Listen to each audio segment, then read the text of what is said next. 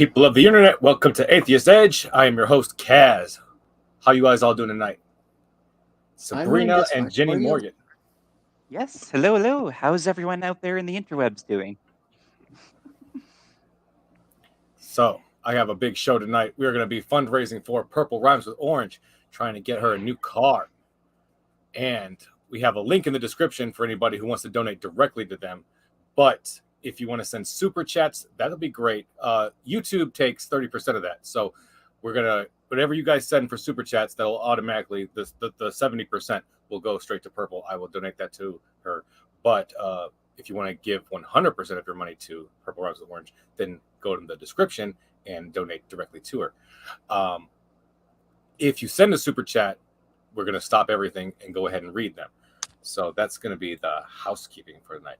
I forgot to do my little intro that I made for that. As far as any other housekeeping, I did invite somebody on to talk about something else, but they're not here, so we're not going to do that. Otherwise, I do want to also say that we've got some segments tonight. Current events, religion in retrograde is what I'm going to call it, and then accumulation, because this is Atheist Edge. Get it? So Jenni and Sabrina, can you guys give it? Let's go with Sabrina first. Tell us about yourself and where we can find you, and what do you do on the internet? So my name's Sabrina. I go in most of the places on the interwebs. I go by the name of Pharmacy Sabrina. So twitch.tv/Pharmacy Sabrina. Same tag that you could find me on Twitter. Twitter. I don't know how Twitter extensions work. You can figure it out. But so I'm probably pretty visibly not a gender-conforming individual. I'm a trans woman. I've only been out for a short period of time, but I've become quite ingratiated with the atheist community here, as well, specifically the queer side of it as well. You'll often find me, if I'm not streaming myself on Twitch or working, you'll find me on streams of other people. So like Voltarian, Crazy Catnip, Student Dr. Ben is someone I spend a lot of time with as well. And when I'm not there and not working, then I will be streaming games on my Twitch. I don't have a regular schedule because I do work as a pharmacy assistant. So my hours are inconsistent kind of thing, different shifts here and there, but I try to do what I can. I just play random games and talk about stuff and be friendly and all that. Yeah, that's me. Awesome. It was great to meet you, Sabrina. Thank you so much for joining us. Jenni, nice to meet you as well. Good. Can you tell us about yourself and what you do on internet? Well, let's see. My name is Jenni Morgan. I go by pronouns she, her, and I go by Jenni Morgan. Let's see. I'm trying to duplicate what Sabrina said. Oh gosh, I transitioned 43 years ago, so I've been around for a while. I'm currently retired, so I don't have any interesting job to talk about. I could tell you all about my past jobs if you want, but not tonight. And I just usually hang out with the group that's formed around Purple. I've known her for years, and I can absolutely attest to you folks that she's not only real, but she's one of the kindest, gentlest, most giving and generous people in the community. She's been that way all the time that I've known her, and between her and Sloth Girl, who's her companion, that they are concerned about being able to get her to her cancer treatments. They got all my support, every bit of it, forever. And yeah, I think that's about it. It is very sad, the state of healthcare in our country. Yeah. Well, thank you both for joining us.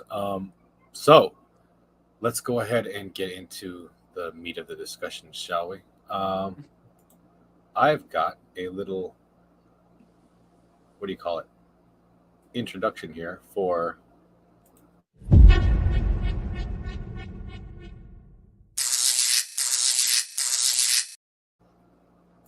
yeah, isn't that cool? I like that intro. Thank you. So let me try to share a screen. Excuse me, bear with me for a second. So That's the wrong screen. Ha ha ha. Get it? Sorry, guys. I don't usually share screens on my show. So, the queen is dead. What? I had no idea. Sorry. How do you guys feel about that?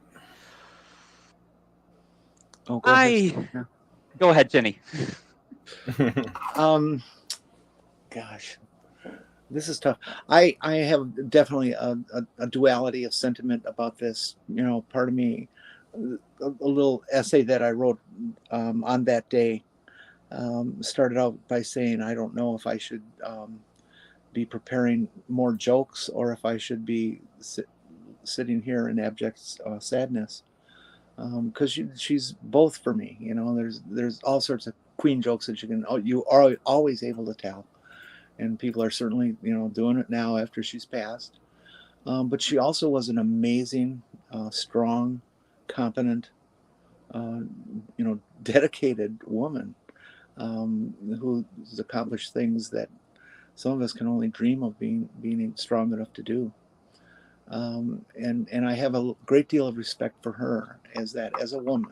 I do not believe in monarchy, even a supposed non-controlling monarchy with a constitutional government. You know, they just waste too much resources and stuff for the people, and I would like to see that end. But I cannot poo-poo the whole family, the whole structure of that they live within. Because of that, or no, I shouldn't say. Excuse me, I can't poo-poo the individual because of the structure and everything that they live in. She was a good person, and I hear she had a kick-ass sense of humor. Sabrina? I will say I'm of two minds as well, though for distinctly different reasons. Though I've learned a little bit about her just through people saying things. I'll be frank for a minute. I don't really know much about the Queen. On one end, I'm like, well, person died. This is kind of sad. I know I'm saying this in a somewhat callous way. Excuse me, but it's not someone I really had any particular connection or draw to. And on the other side, it just revives we probably shouldn't be part of the monarchy anymore. So I live in Canada. I don't know if I mentioned that earlier. So we're part of the Commonwealth. And so she wasn't just the Queen of England. She was my queen. And the new king is my king. But I don't really have any connection to that. And I can go into a little bit more detail a little bit later, but it's just, people die all the time. Like, I'm sorry, unless I have a direct connection emotionally. It's like, she lived a good life. She did apparently a number of interesting and good things. I did see some pictures of her when she was like a lot younger doing some military stuff, and she looked kind of badass like that. I'm like, oh, yeah. Yeah. I heard she was a like, combat honestly, engineer. like I saw some of that stuff recently. I'm like, you go, girl, and everything like that. But not super broken up about it, and all I can think of is now the royalist versus get rid of the monarchy thing has been revived once again, and I have a hard time agreeing with the royalists right now, so I feel a bit uncomfortable. I'm sorry. No, I totally get it. So I have here Diesel. He is a podcaster on the RHE podcast, who I also regularly contribute on sometimes. And I asked him if he wanted to join us to discuss this conversation as well. Diesel, you there? Can you hear us? How's your connection? Yeah, how are you guys doing today? Good. And yourself? Good. I'll actually be in England in December, so I'm looking forward to seeing the palace and maybe paying tribute to the Queen. We're going to be having someone from England on next week, so that'll be really nice. Nice to see everyone out. Awesome. Diesel, what's your reaction to the Queen's death? It's mixed. Well, first of all, you know, anybody dying with the family and children and relatives, grandchildren. You have to, that's sad. That's a loss. My last grandmother died a few years ago. So that was, sad. On the other hand, I don't know, maybe just this has nothing to do with her specifically, but probably the position is a bit out of date. So, but that's, you can separate that from someone dying. That this person was around in World War, I think, like back to World War I, not quite World War I, but World War II for sure. So they got to experience a lot, and they played a significant role in the world. So we have to pay tribute to that either way. Sabrina, you're a Canadian, right? Yes, I am. Jenni, are you American? Yep. I live in Minnesota, so we're close to Canada anyways. Right. I was really surprised to learn that Canada was still part of the United. What is Commonwealth? That, Sabrina? The Commonwealth. The Commonwealth. How does that work? Can you explain that to us? How does it work exactly? You looks like you have a few resources up.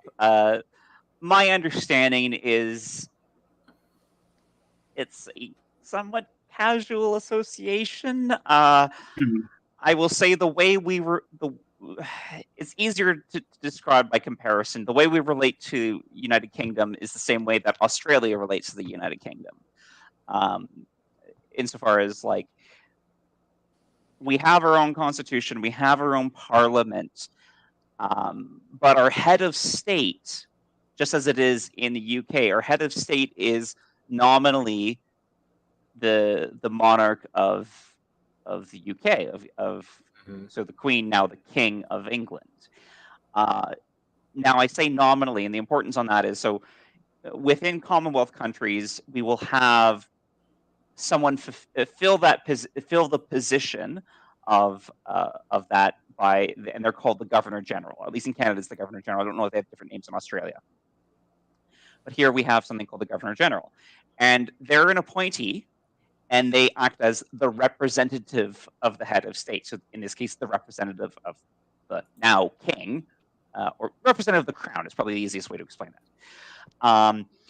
The power that they hold, they do mention that it's nominal, it's basically kind of like a stopgap veto power. So whenever we're passing laws, after everything has been voted on by our parliament, the final yes or no, like after everything else has gone through, where basically all the politicians have been like, you know what, yeah, let's push this through. The final step is for the head of state to sign off on it, basically. And in this case, the representative of the head of state, so our Governor General. Now, in like the last few decades, that it basically never happens that they refuse, partially because people don't see the position as a genuinely meaningful position. It's just more like just sign your shit and go away. There was one incident, I can't remember the exact year. I'm pretty sure it was in the early 90s. It happened before I was politically conscious. I was conscious, just not politically conscious, where the government was passing a fairly law, and the Governor General was like, no, this is not cool, actually. And so they decided to veto it. And then the Canadian people got super mad about that. And at that point, the Governor General was like, you know what? Fine. Hands off. So it's a completely nominal position at this point.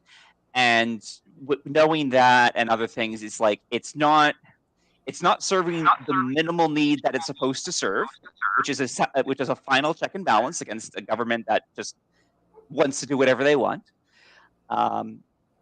It's not serving that need, and we can, based on the way Commonwealth stuff works, we can still have a bit of a nicer association with Britain without actually having their monarch as our monarch. So I'm kind of pro, let's just ditch him. Yes, Stool. Kind of, not really, but sort of, yes. They own Canada. Yeah. Oh we man. we didn't claim independence in the same way that United States claimed independence. They basically completely severed the connection, where we were like, and we kind of want to govern ourselves, and UK was like, yeah, sure. And then eventually we're like, we kind of want to just be our own country, but still have the familial connection. And the UK is like, okay. And that's kind of like we're independent. We're not dependent upon Britain. We still have the association, but it's not a necessary association. Technically speaking, if we excised the royal component from our government, we would function just fine. Like very little would break down, kind of thing.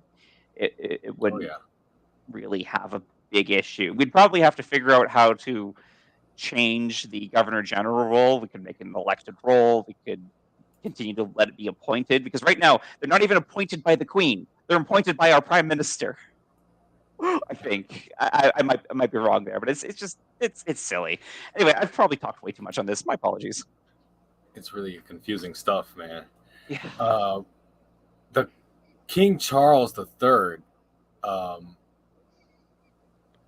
guess half of all people I guess the young people in Britain at least, they don't want him to be king. They want Prince William to be the next king. He did something in 2019 where he made some kind of comments. No, not comments. He endorsed he became a patron for a group of homeopathic medicine focused people, and some scientists declared him anti-science. In 2015, he revealed that he had some confidential papers that he was perusing, and that was, I guess, not normal. And these are the best things I could find as far as official. What do you call it? Yeah. I've heard that there's a number of things going around, but there's not a lot of stuff that's like really verified, set in stone. Like I've heard that he's like had a history of creeping on younger girls, but I don't know. I haven't seen those things myself. Again, I don't live in Britain. I don't know what their news cycle is like, so I can't really claim that's evidence that doesn't exist, because it definitely is not. Right. Well, I think we. I'm just kind of excited that we now have somebody we can call King Chuck. King Chuck. Hey, yeah. On the last show I was in, somebody said every time they hear Prince Charles, the first thing they think about is Spaniel. I'm sorry. No, I was curious. Go ahead.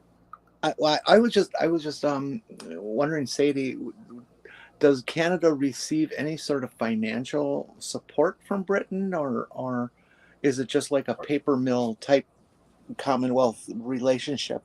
And I'm wondering also if there's some of the smaller, like Caribbean nations and stuff would have support like that. It's a good question, because I'm not fully familiar, but it looks like we've got a resource here. So I didn't look up that particular question, Jenny.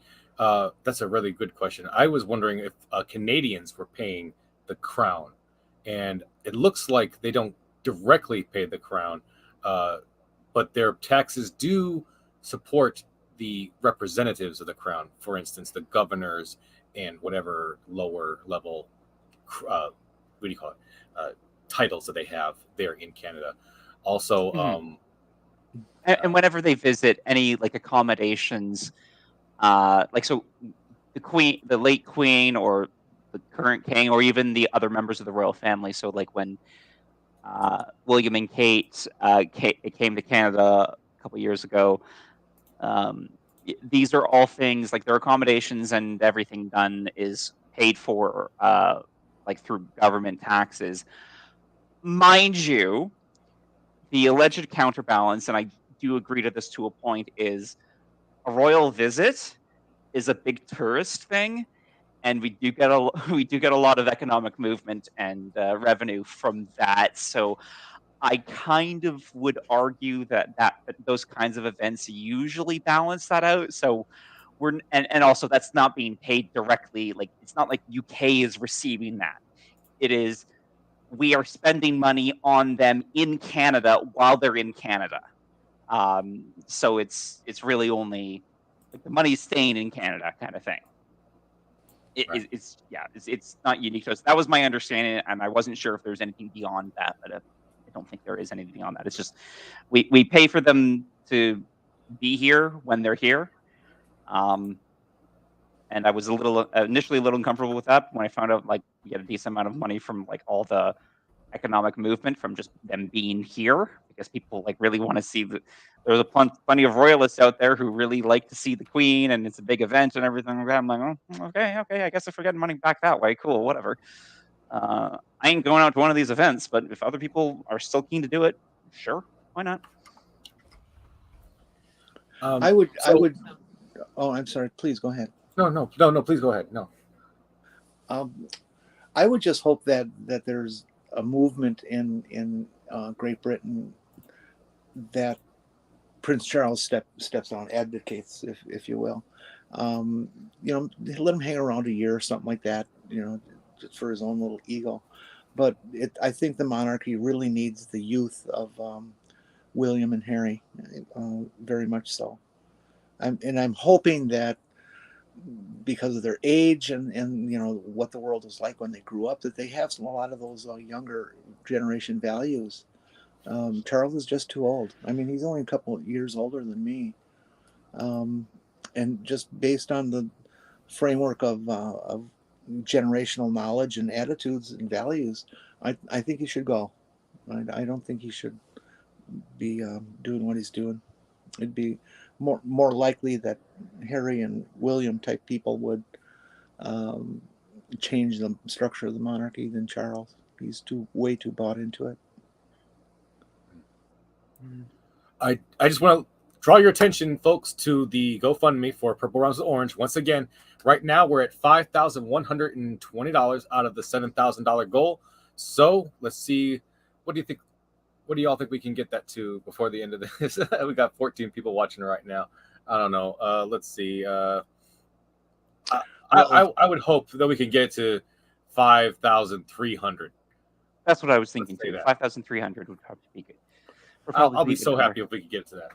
Yeah. So first of all, I just want to say that purple definitely doesn't rhyme with orange, but that's a cool name. And RHE Podcast will be making a $50 donation there. Sabrina, are you orange, purple? No, Purple wasn't able to join us tonight. Okay. The name Purple. They were going to, but Purple was going to be here, but something last minute occurred, and so they had to step. Yeah. They had to step out. An issue with a friend, but Sloth Girl we wish them well. Sloth Girl got sick, and her temperature spiked, and he believes they have to go to the hospital tonight. I see. Well, it is Chuseok here in South Korea. It is a holiday, so I am going to get going. But RG Podcast will be making a $50 donation, and that was interesting to learn something. I'm not sure, was that Sabrina who was talking about the? I never heard that before about Canada and the crown. So thank you for, as they say, you learn something new every day. Indeed. So thank you guys for your time, and Kaz, you're a gentleman for doing this, and you guys have a great night. Have a lovely night, Diesel. See you next time. Thank you. Okay, bye-bye. Bye-bye. All right, so that was great. We really appreciate the $50 donation, and anybody else who wants to make a donation, please, that link is in the description below. And also, we'll donate any super chat revenue that we get from the show. We will send that directly to the donation for Purple Rhymes with Orange's car. So let's move on to the next issue in the current events. Let's talk about Salman Rushdie's attack. He remains in critical condition following that attack after he was stabbed. Do you guys know the background of all of this? Why all this happened? A little bit. A little bit as well. Yeah. I mean, I know who Salman Rushdie is in his book, the Islamic Satanic Verses. Or Yeah. Right. was that it? Satanic Verses? Satanic Verses, yes. So for anybody who doesn't know, he's an Indian-born British-American novelist who writes books that combine magical realism and historical fiction. This is all from the Wikipedia page, by the way. His first book that was a really big hit was Midnight's Children back in 1981 that he won a Booker Prize for. After the fourth novel, The Satanic Verses, he became a big deal because of several assassination attempts and death threats after a fatwa was issued by a supreme leader in Iran, whose name I cannot pronounce. Numerous killings and bombings have been carried out by extremists who cite this book as motivation. So then, on August 12th of this year, just passed, a man stabbed him rushing onto the stage where he was scheduled to give a lecture in Chattanooga, New York City. Chattanooga, New York State. I'm sorry. I watched a book review, and I'm going to link that below after the show. It was a very, I thought, balanced review that talks about why this all happened. The book itself is about a person named Jibril who's having visions of being the archangel Jibril, and they're in communication with this allegory version of Muhammad called Mahound, and that is the whole reason for all of this. There's a terrorist attack in the book, but those terrorists are Sikhs. So the only reason why this supreme leader of Iran took offense is because there is an allegorical version of Muhammad in the book. So I leave it to you guys to react to that. I understand that most of his injuries were neck related, that the guy actually attacked and stabbed his neck and things like that, and he's paralyzed. Did I hear that?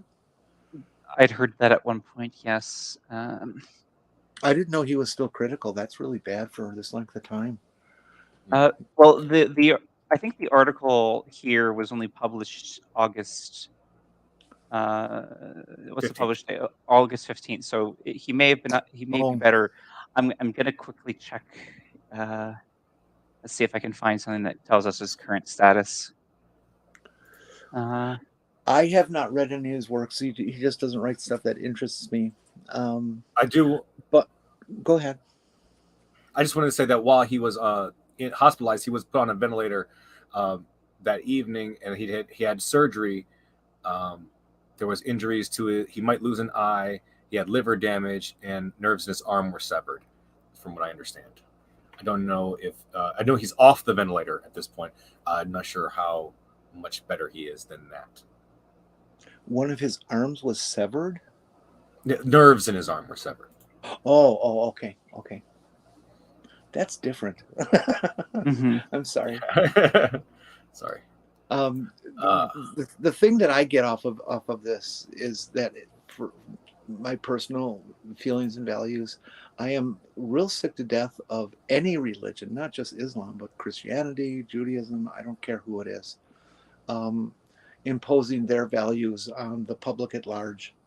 Do what you want with yourselves and your followers and your church or Muslim or temples and things, but stay away from people who are not your followers. You have no right to interfere with other people's lives.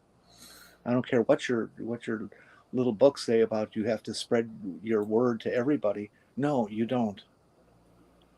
And it's time to stop. Absolutely. So that's my message to carry from this incident and everything that's been going on. I won't get into it. I'm sorry. I feel like anybody who even mentions issuing a fatwa should be considered an enemy of the entire international community at this point. I mean, we're talking about the threat of ongoing terrorism for anybody just for writing a fictional book. Mm-hmm. And I hadn't realized just how minimal the offense was, so to speak, within the book. I was, without having read it, I guess I probably should have. I really should read the book at least to have an understanding of what's going on. But I had been given, I guess, a a misunderstood representation of why, being that the book, while fictional, was critical of Islam. Maybe it is, maybe it is not, but it sounds like the fatwa was issued purely for the fact that there is an allegorical representation of Muhammad. And I do know that I'm very much aware that that is enough to piss off very radical Muslims, just simply portraying, even if it's not necessarily a negative portrayal. Obviously, negative portrayal would garner a much stronger reaction, but it just has to be a portrayal at all. So, yeah, that's disappointing, but not surprising. So, is it true that you issued a fatwa on some soup earlier, Sabrina? I don't know what native atheist is talking about. Farron and I had a conversation, so that makes sense. He's wrong, but like at least I understand that. But native atheist, I'm like, I don't know what you're talking about. Oh man. All jokes aside, this is a really disturbing story. I'm just disgusted by the idea that somebody could be stabbed. And I mean, this is probably not over. I mean, he survived it.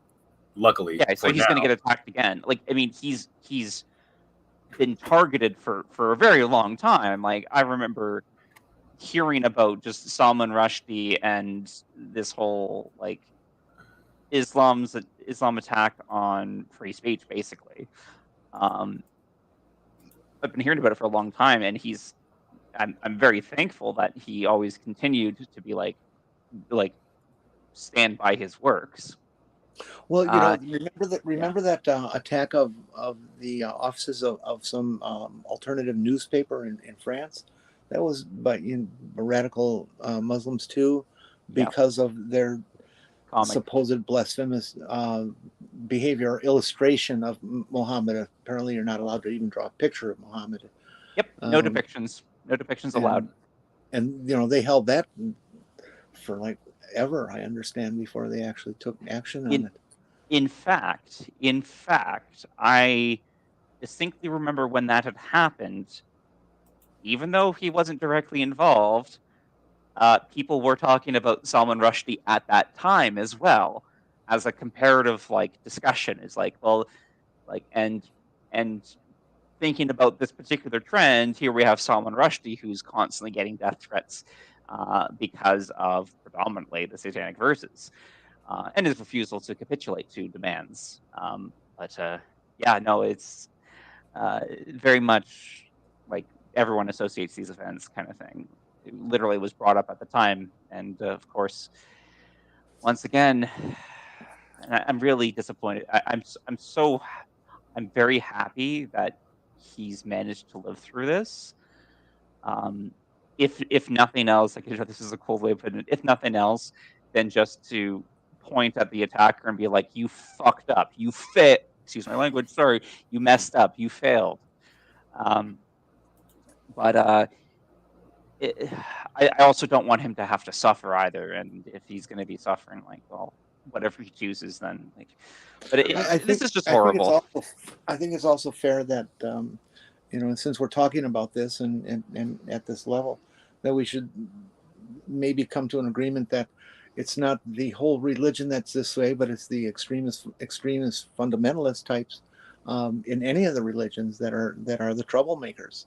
Whether it's Jewish, Christian, or whatever Abrahamic religion it is.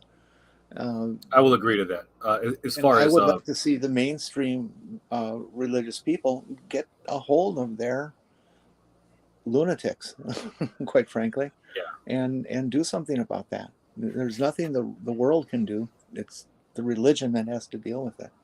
Yeah. Sorry, go on. I would agree that it is not the people in the mainstream portion of the religion that are to be blamed for this. I wouldn't say all Muslims are responsible for this. It is the extremists. But I would say that is the religion itself, the text and the precepts, the documents that kind of lead to this kind of thing logically. I think that you can't escape fundamentalism just on the basis of here you have a text that purports to be the Word of God incarnate on earth. And from that, it logically follows that anything from it you have to follow word for word or risk damnation in some degree, just from the virtue of being a human being possibly misunderstanding it. So you have to just try to follow it word for word. I think that you have to try to be a fundamentalist if you believe in it at all. So, I mean, Yeah, I would tend to be in agreement with you there. We can definitely hold not Muslims, but Islam accountable for this. Especially in this case where with these kinds of events, it's because it's not just like individuals taking an action on their own. Yes, that's what's happening, but it's an individual who's taken an action not just because of what they know in their religious text, but because an authority figure said this individual needs to die. The issuing of the fatwa is what makes this a step beyond certain other religious fundamentalist crazy, so to speak. Because it's not just an individual individually interpreting. This is an individual acting under their basically acting under orders, acting under like saying, "Hey, there's a bounty on this guy's head." It's not really a bounty, but like this guy has been he's supposed to die as far as our religious leaders have indicated.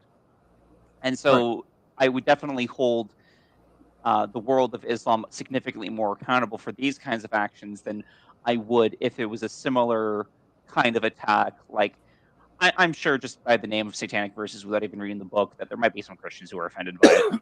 And so I can imagine like a Christian fundamentalist potentially having not read the book, just assume it's a criticism and attack Salman Rushdie. And I wouldn't hold Christianity.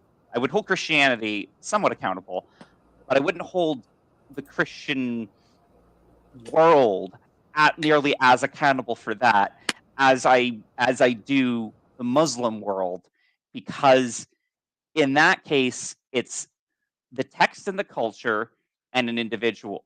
But in the case with Islam, it's the text and the culture, the individual, and the leadership. And the leadership. And that leadership is in part given its authority by the individuals respecting that authority. So there's a lot of people, maybe obviously not all Muslims, but there's a lot of people who are supporting the authorities that are saying this man must die. So I hold more people accountable in this case. I think it's also important to note that there's been murderous attacks on individuals from the extremist Christian right in this country. You know, look at how many Yes. doctors or personnel at abortion clinics who have been slain just because of their religious position. That, you know, it's highly inappropriate. And there's been, you know, attacks on Palestinians and stuff like that in Israel and that area by fundamentalist Jews. You know, we can't deny that these things exist. And absolutely. And I blame religion. You know, their adherence to these holy texts, which really, when you actually read them, turn out to be terribly hypocritical and contradictory, and terribly inaccurate. I mean, like the Bible says lays out these commandments, or at least one set of them. There's several different versions. Thou shalt not have put any other gods before me. Well, that implies that there's other gods. And if you look at it, there's 4,000 of them in today's count. Okay. Your text is written by man. It was not written by God. Because, well, there is no and God. some Christians agree to that. We do need to keep in mind that not all Christians take the fundamentalist biblicist view that the Bible is the literal spoken word of God. Some do, some do not. And it's always, if we ever, this is just sort of a PSA to fellow atheists out there, or even just not necessarily atheists or agnostics or skeptics. If you're going to get in conversation and you want to get into a conversation with a Christian or any religious person, do not assume any of their beliefs. If something is relevant to the conversation, ask them ask them what their belief is on that particular thing. Because if you assume and you're wrong, they're not going to take you seriously anymore, because they have no reason to. Because you demonstrated you didn't care about what they felt. You just cared about getting the gotcha on them, which is exactly what some of them do to us. So treat your interlocutor with respect. Ask them what they believe before you assume what they believe. That's good Sorry. advice. Boy, some of these kids are smart, hey?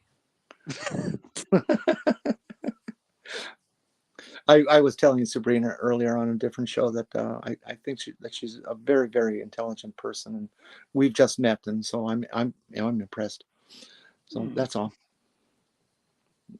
Well, I've learned a lot from my peers in this community. I will be honest. It is a special community for what information is out there for us. Okay. Kaz, you are muted. I'm not sure if you intended that or not. Am I? No, you're not. I am a ding dong. You guys are intelligent. I'm a ding dong. So let's go to the next story. Spate of polio outbreaks worldwide puts scientists on alert. Yes. Happy days are here again. So with the polio, turns out that this latest detection involved wastewater sample collected last month in Nassau County on Long Island. It's genetically linked to the polio from Rockland County. The polio virus has previously been detected in wastewater in New York City, in 3 counties to its north, Rockland, Orange, and Sullivan. The statewide polio vaccination rate is 79%, but the counties Rockland, Orange, and Sullivan had lower rates. Isn't that awesome? Yeah. 79 is still very low. A question I asked myself when this came out is, if they're finding polio in all these different locations, I mean, there's no reason to say blame anti-vaxxers for this. You know, that polio apparently is a naturally occurring thing, and it's just we happen to find it because we happen to be testing for it, or do they test for it every time they take a sample? It's weird to me. Why would they suddenly find this? I don't disbelieve it, but it's like, what's this really about? We haven't heard any people getting polio. Yeah, that's an you know what, you bring up an interesting point. We're a little slim on information about this. So like, what prompted them to test? They test because there were cases of people getting polio, and they're like, okay, well, how widespread is this? Okay, well, the easiest way is to do a wastewater test to see, and I guess they're able to do a rough gauge of like what the prevalence would be, perhaps. Do they test it like irregular, like every couple of years they test the wastewater? Like we see the results, but we don't see the frequency of the test, so or the rationale behind the test. So it's kind of hard to know what exactly is going on. But my understanding is it still indicates that people are getting polio. Some people may be asymptomatic with it, I guess. I don't know if that's a thing. I haven't done a lot of research into polio because I didn't initially think it would be relevant. I just know it's one of the regular vaccines we get scheduled as children, which is why 79% is a disturbingly low number from my perspective. Because I'm like, unless you have a very specific exemption, at least where I'm at, unless you have a very specific exemption, you're getting the polio vaccine. Like I would reasonably, well, maybe it would be an unreasonable assumption, but I would have assumed that if I looked at my peers, like people born in the same year as myself, looked at a collection of my peers who were born in Canada, or at least came to Canada when they were babies, I would assume that like 98% of them are vaccinated against polio. I might be wrong, but that would be the assumption I make based on how I understand the vaccine schedules. And then I hear 79%. I'm like, what? And lower in the particular counties? What? Why? Well, nationally, we're about 92.5% vaccinated against polio. That makes some sense. So, that also means that in that state, that's maybe their rules or their scheduling is more relaxed then. Mm-hmm. I always thought the percentage necessary to have herd immunity was up in the 90 percentile. Is that it? Well, the percentage required for herd immunity depends upon the virulence. the virulence. I was going to say it depends upon the infection. So different infections will have different requirements for herd immunity. I mean, even with COVID, different strains obviously are different, have different virulences. Word. And so the requirement for herd immunity, like right now, our vaccination rate that we currently have would be sufficient for herd immunity against alpha for COVID, but we're not with alpha anymore. Omicron is significantly more virulent in its variants as well. Yeah, I'm not going to go into COVID. We're not talking about COVID. We're talking about polio today. So there's a few disturbing things about it for me. You know, not terribly long ago. I can't tell you what year it was. I really don't remember. But I know that I heard numerous news reports, magazines, and television, all talking about the World Health Organization, the Gates Foundation, and their work to eliminate polio from the face of the earth.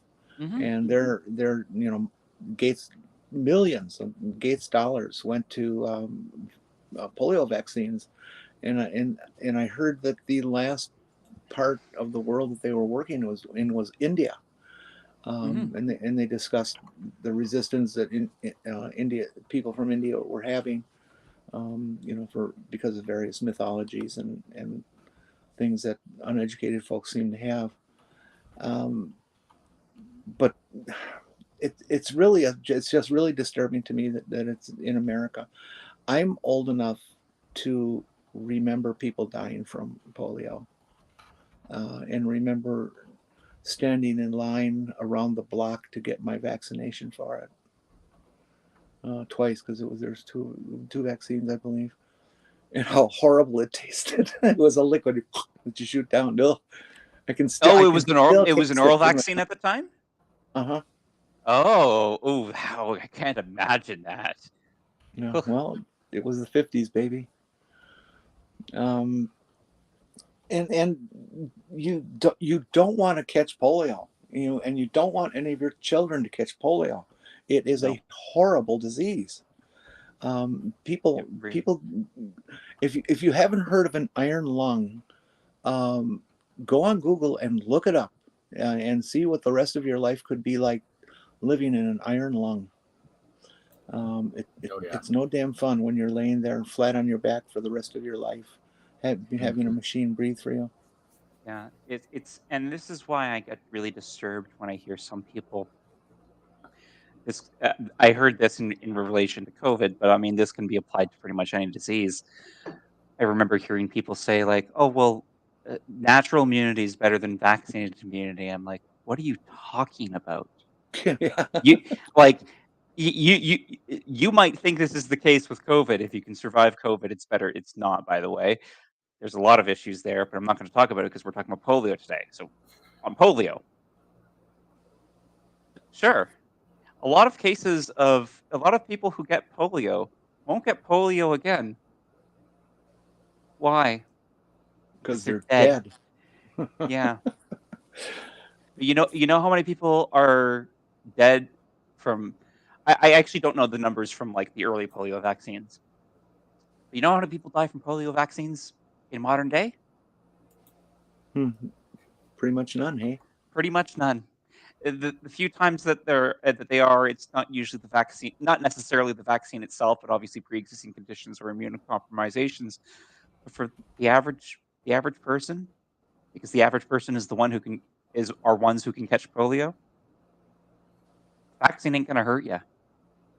Yeah, you know, I don't know. Polio is. I don't know about the transmissibility of a genetic sample that's pulled from wastewater is, and how will it invade people and stuff like that. Can it get through water purification systems and that sort of stuff? Mm-hmm. But if people start showing up with polio, it's going to be really, really bad, even with the kind of immunization rate that we do have on a national, if it really is 92%. You know, we eliminated the smallpox from the world. There's no reason we shouldn't be able to do it with polio too. We just need cooperation. And I will be very, very upset if anti-vaxxers start calling for don't let your kids get polio vaccine. I mean, they already are. They already do that. And Are they really? Yeah. Yes, absolutely. Like sure, anti-vaxxers have been galvanized by the COVID pandemic, but polio is one of the vaccines that a lot of anti-vaxxers don't like. It's not just MMR. MMR was like one of the first ones because that hack of a doctor who connected the MMR vaccine, fallaciously connected the MMR vaccine to autism. But like these anti-vaxxers, they're just against vaccines, and this is it's not directly stated, but it's heavily implied that this is the reason why the vaccination rate in these counties is so low. Is because there are people who like, no, vaccines aren't good, kind of thing, and so they're not getting their kids vaccinated against polio. And so people are contracting polio, and maybe thankfully, some people aren't necessarily getting it really bad, but because they're carrying it, that's why it's showing up in wastewater samples, because there are people who are getting it.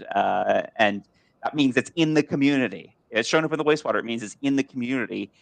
It means other people can catch it. And because the vaccine rates are so low, it's not going to die off because of herd immunity, because there's not enough people vaccinated to ensure herd immunity. And that's what's disturbing about this. So in spite of all the questions I had about the test taking, at least part of the conclusion is very much important, and that is this means polio is alive in these communities. And that shouldn't be the case. Absolutely not. Not in this day and age, no. No. I wanted to share a couple little tidbits from the article here. If I'm not muted. So wild polio virus, this is from the article. They say wild polio virus circulates in only 2 countries, Afghanistan and Pakistan, where this year 9 cases have been reported by June. Vaccine-derived polio virus appears periodically elsewhere, particularly in Africa and Asia. These cases come from widely used oral vaccine that contains live, weakened virus that sometimes mutates to a dangerous form capable of infecting the nervous system. Neither the United States nor the United Kingdom use that vaccine, opting instead for an injectable vaccine containing inactivated virus. This vaccine can... I'm sorry, go ahead. I've never heard that before. I know I don't have polio, but it scares me to think that I had the chance of getting it back then, just because I got an oral vaccine. Isn't that crazy? So yeah, the other countries, they use this oral weakened live virus, and we use the IPV, I believe it's called, IPV. That is the totally inactivated virus, and that one. So apparently, there's a difference. This vaccine can keep the virus from infecting the nervous system, but is not as effective as the oral virus at reducing viral shedding and halting transmission. Oh, so that's why they would prefer that in places where polio is more still endemic. Right, exactly. Versus here, where it's more of a preventative measure. We're not really supposed to be worried about polio outbreaks. It's more like making sure polio doesn't come here. So if we all use the inactivated version of the virus to immunize ourselves, and everyone's done, like, it's fine. There's no active polio we have to worry about. This is for the future, potential future. Okay, that's interesting. I didn't realize that the oral one in this context was. I mean, I guess it makes sense if the injectable is completely inactivated and the oral is live. I guess I can appreciate that there would be a difference in the kind of immunity you develop. But I wasn't aware that it was a bit more effective in the prevention of viral shedding. But it means more effective. So it doesn't mean that the other injectable is not effective against that. It just means it isn't as much so. So it's still good. And more importantly, the injectable is still very much appropriate for the context that we are using it here. We're using it in the context where generally polio is not really supposed to be active in our communities, or at least not usually. This is a preventative measure to ensure it doesn't come. And so this is appropriate for our needs. theirs is appropriate for their needs because polio is active in their communities. And so they need something that, while has a slightly higher risk, is more aggressive. And so that makes sense for their context. Right. Exactly. So let's go to the next story. This is about the wildfires burning across Oregon, Washington, forcing evacuations, thousands of people without power. Another sister story to that is the air quality. What is going on? Screw you, Seattle Times. Anyways, air quality hits unhealthy levels for whatever. I hate that. For people who breathe. For people who breathe, exactly. Air quality hits unhealthy levels for people in those areas. By some measurements, Seattle had the most toxic air of any major city in the world by late afternoon on the day of that story, which I will tell you in a second once I remove this. Well, fire does that. Oh, boy. It's such a difficult subject. It just is. I mean, there's both ways to think about it in terms of fighting the fires or not fighting the fires. 406 square miles of active, uncontained fires, 5,000 people on the ground fighting them in 2 states. The blazes are among 90 active fires across the country, including Montana, California, and Idaho. I mean, and this is just on the West Coast. We're talking about the national heat emergency that was declared in the UK. You're talking about Pakistan being at least a third underwater, and yet we still have people denying that climate change is at all a problem whatsoever. Yeah, there's a lot of, like, there's so many different stories about really poor attitude when it comes to this kind of stuff. I remember reading a somewhat adjacent but slightly different story regarding the amount of well water being divvied out and used. I think this is probably somewhere in California. Makes sense because they have the drought right now.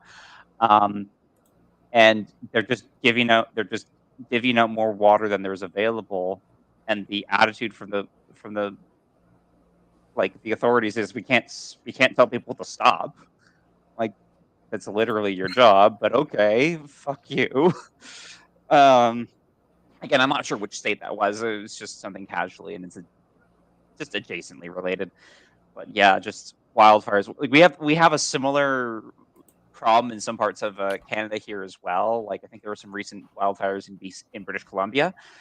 But we get them as well. It's getting drier everywhere. Like, it's not just UK, not just US, like not just Pakistan. Like, this is truly a global issue, and it's these kinds of things due to climate change. It's slowly affecting everything.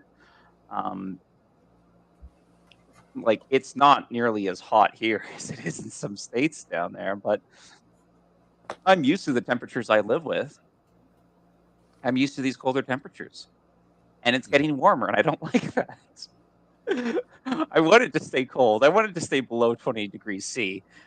I don't know how to translate that into Fahrenheit off the top of my head, but comfortable room temperature is about 24 C. For me, it's 22. That's about 7. That's about 74.7, I think. Yeah, and so 20. Like, I remember when, even in summer. Yeah, I remember even in summer, it's like our summers would rarely get beyond 30 C, except that is at least where I live, except in exceptionally warm times. It's happening more and more, especially with the humidity. And our winters aren't getting as cold as they used to, which some people aren't complaining about. I'm not complaining that much, but I am scared, for sure. Fine. I'll convert it to Kelvin for you, if you so please. There are, believe it or not, completely side note, there are a lot of measurement scales, by the way. We think about Kelvin, Fahrenheit, Celsius. There's a lot more than that. Oh yeah. You chemistry people know what I'm talking about. and meteorologists. Basically, scientists know what I'm talking about. Yeah. Go on. I'm just wondering, at what point will people stop even considering living in California and Oregon and Washington or at all on the West Coast? I mean, we're talking about massive migrations all around the globe where people are going to say entire regions are just totally unlivable. Land is not arable, and that will change the agricultural and economic structure of the entire planet, and that will cause revolutions and upheavals. And this is stuff that we all know, but I think that people that deny climate change and deny the effects that are on the horizon, they have not even stopped to consider just what one country's population being displaced by a flood, say, can do to the rest of the world. I mean, I would argue, to give some of the people in this boat the benefit of the doubt, that some of them may have had this passing thought, and that's the reason they deny, because it's too scary to consider. And I don't I blame them, but I don't blame them. I understand, but I'm like, putting your head in the sand isn't going to make the problem go away. Pull your head out of the fucking sand. I gotta stop cussing. I'm sorry.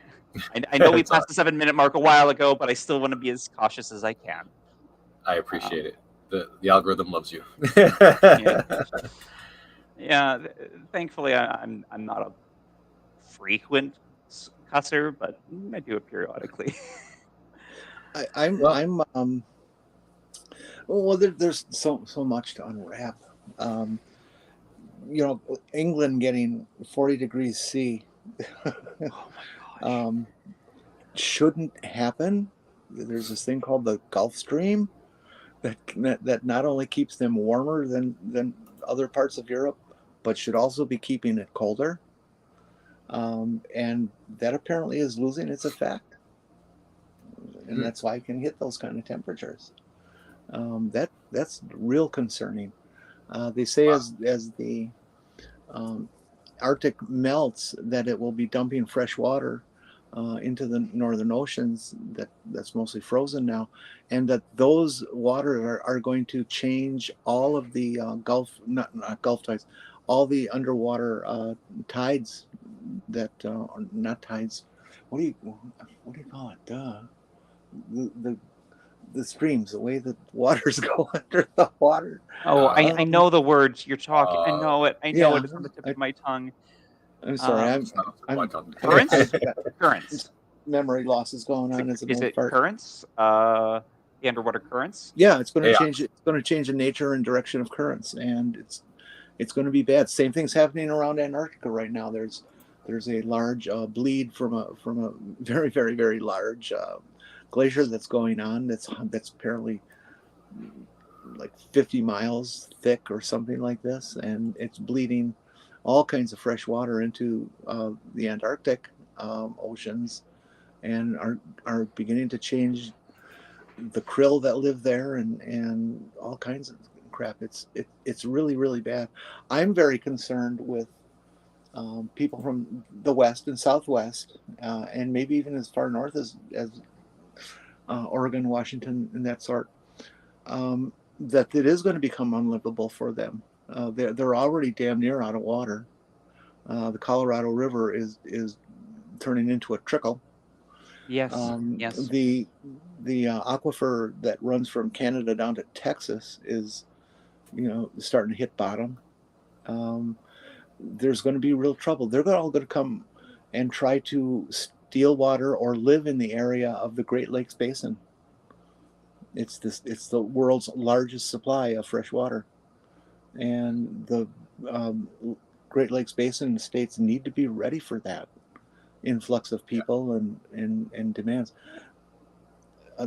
There's a treaty between Canada and the eight states that surround the Great Lakes, that nothing is allowed to be done with the Great Lakes without all of them agreeing. It has to be 100% agreement. And that includes, like if a corporation wants to suck water for their bottled crap. But I could envision, we worry about Keystone Pipeline. I can envision companies or states trying to say, well, let's build a pipeline from Wisconsin to Arizona. You know, it's we don't care how much it costs. We need water, and we're not willing to give up our green lawns in the middle of the desert. Right. Freaking lawns. Oh my God.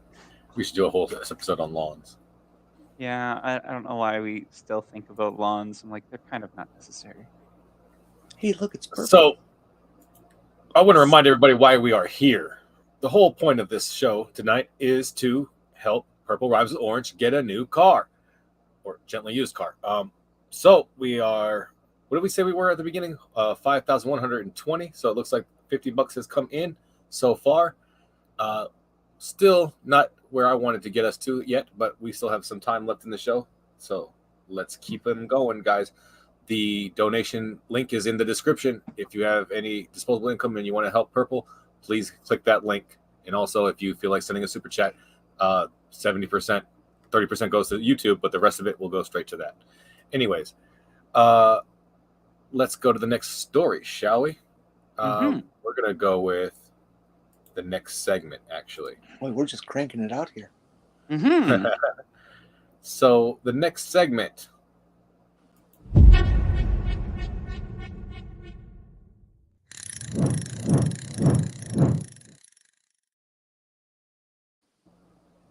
Religion in retrograde. How you like that? That's trouble. The first story I have on the list for tonight is the Shinto religion has long been entangled with Japan's politics, and Shinzo Abe was associated with many of its groups. So that's an interesting name for an article. But this article is basically about the former prime minister of Japan who was shot on July 8th. The alleged shooter, Tetsuya Yamagami, told the police that he was motivated by Abe's connection to the messianic new religious movement known as the Unification Church, also known as the Moonies. Moonies. Oh, okay. What do y'all know about the Moonies? It's an incredibly large cult that people have really bought into, and they've become expert at faking their true motives by claiming legitimate Christianity and that sort of thing. And I guess Abe was part of that. I don't recall what his association was it, and whether or not he severed it before he became prime minister and stuff. But you know, it's the Moonies, man, and it hasn't changed since Park, wasn't it Sung Young Park, passed on, and who was the leader of it back when we first learned about it. It's still the same group of crazies. Honestly, I haven't heard the Moonies mentioned in a long time. I don't know. I don't remember very much about them, but yes, a very large cult is my understanding. Oh, wow. Thank you. Native Atheist says, let's Hey, get thank you. Lambo. Yeah. There we That would go. certainly be nice. Super chat. Yeah, Lambo is a Purple So that would be $14 added then, basically. Lambo's just an Italian Pinto. Italian. Oh man, I wonder how Italians feel about that statement. How dare you? Oh, trust me, I've had some really dangerous hot takes that would piss off Italians. One of it might relate to what I consider to be an acceptable pizza topping, perhaps. Anyway. Oh, don't you dare! I'm not saying it. I'm not saying it out loud. Not on this stream. Oh man, it's not even my favorite. I just say it is valid to like that. Anyway, moving on. I'm confused. I want to know. I don't want to argue, so I have no comment. I'll let it go. Yeah, let's let it go for now. We can chat about it later. Tell me later, please. We'll talk about religion today. So, next story. The DOJ is investigating the Southern Baptist Church following sexual abuse crisis. What? So, wait, how is this news? Oh, right. The fact that they're investigating is news. There we go. Okay, now I understand. Yeah, there you go. Excuse the facetiousness. I'm a little... Anyway. Yeah. So they are cooperating with the DOJ's investigation. Apparently, this is going pretty deep into the organization. We're talking about not just pedophilia or anything, but like all the different kinds of sex crimes for the pastors, church officials, and employees from the 2000 to the present. So there's a list. 703 people were suspected of abuse. And from that list, they whittled it down to 205 pages of hundreds of ministers and other workers that they consider credibly accused of sexual abuse. I wonder if they're part of that list that that's been floating around of 400. Is it 475 Republicans who are facing or have faced charges of a sexual nature, pedophile all the way up to rape and things. I just wonder if there's two separate lists or one joint. I don't know if I can process that sentence or group of sentences. Wow. It's incredible. Wow. The hypocrisy of the Southern Baptist Convention to, have these sorts of things going on. And I understand that the upper echelons have been aware of this for a long time. And for them to allow this to go on and then to pontificate with the false morality they have and force the government to cancel Roe versus Wade and let's go after the gay people and all this kind of stuff. It's like, how dare you? How dare you? I do not. I won't say. I'm sorry. Yeah, it's disturbing, and it's yeah, basically a great place for a person who wants to prey on the weak and helpless. If you are somebody who has that kind of proclivity, then the church is a great place for you. It's a watering hole if you're a predator. Yeah, I would also argue that even if a predator, or even if a person isn't actively seeking, if someone with, I guess, certain predispositions ends up in that position of power for whatever reason, maybe they didn't even realize that they had such proclivities. I'm giving some people a far more of a benefit of the doubt than they probably deserve, but hear me out for a second. Because of the structure of the system, because of how it's structured, and there's this it becomes an understanding that even if you do something, you're not going to be notably punished. Even if you're not seeking it out, the crime of opportunity, if you're a person who, if you have the opportunity, will commit such an offense, you're going to take that opportunity because you have a greater opportunity. You have people who are vulnerable, and you're in a position where you are less accountable.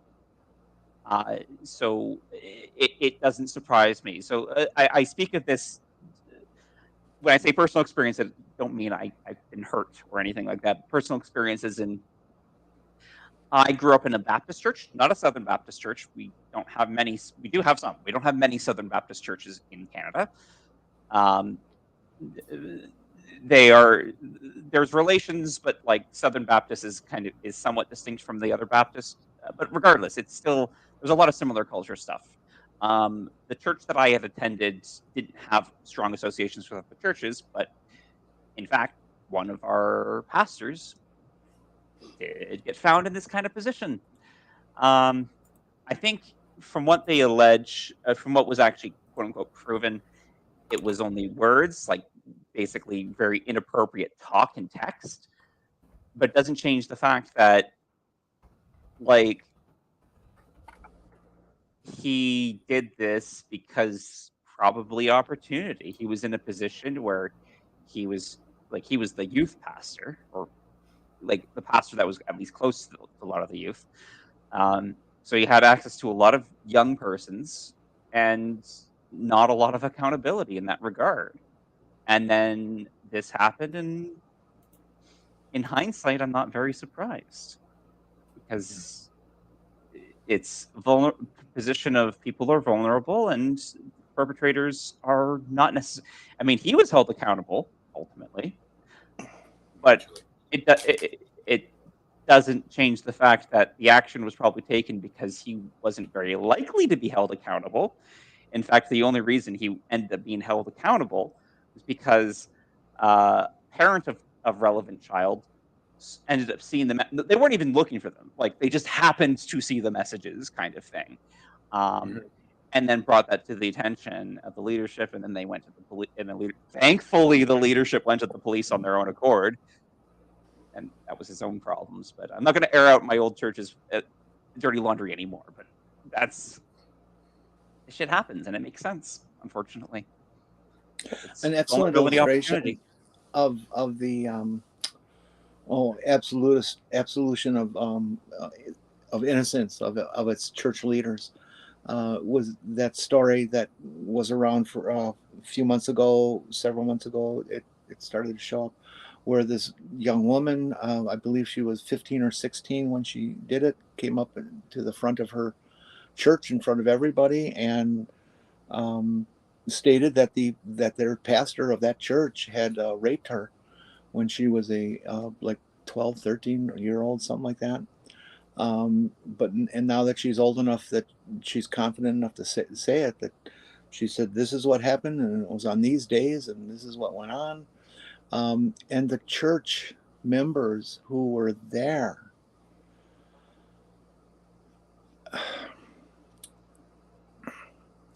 when the preacher did a mea culpa,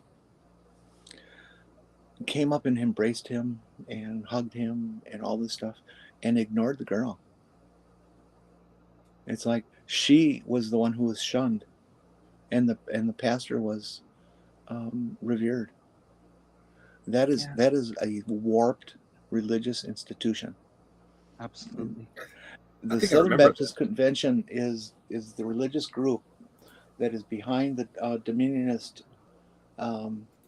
movement in America that's been going on for a long time, but it started to take prominence way back in 1980 in the Republican or the Reagan administrations. Most of the Dominionists who are governmental serving or working with people are not known to us. They're not famous people that we know, but they're in highly manipulative positions where they can make changes and stuff. Amy Coleman Barrett. She's not a Baptist, of course. She's an extreme Catholic. But shaping that whole court was pretty much the actions of Federalist Society and the Southern Baptist Convention. That they said, we want these people in so that they can get rid of Roe versus Wade. And Donald Trump, we will leave you alone and let you be the crazy fuck that you are. I'm sorry. The crazy old man that you are. But you have to nominate these people so they can do this job for us. Yeah.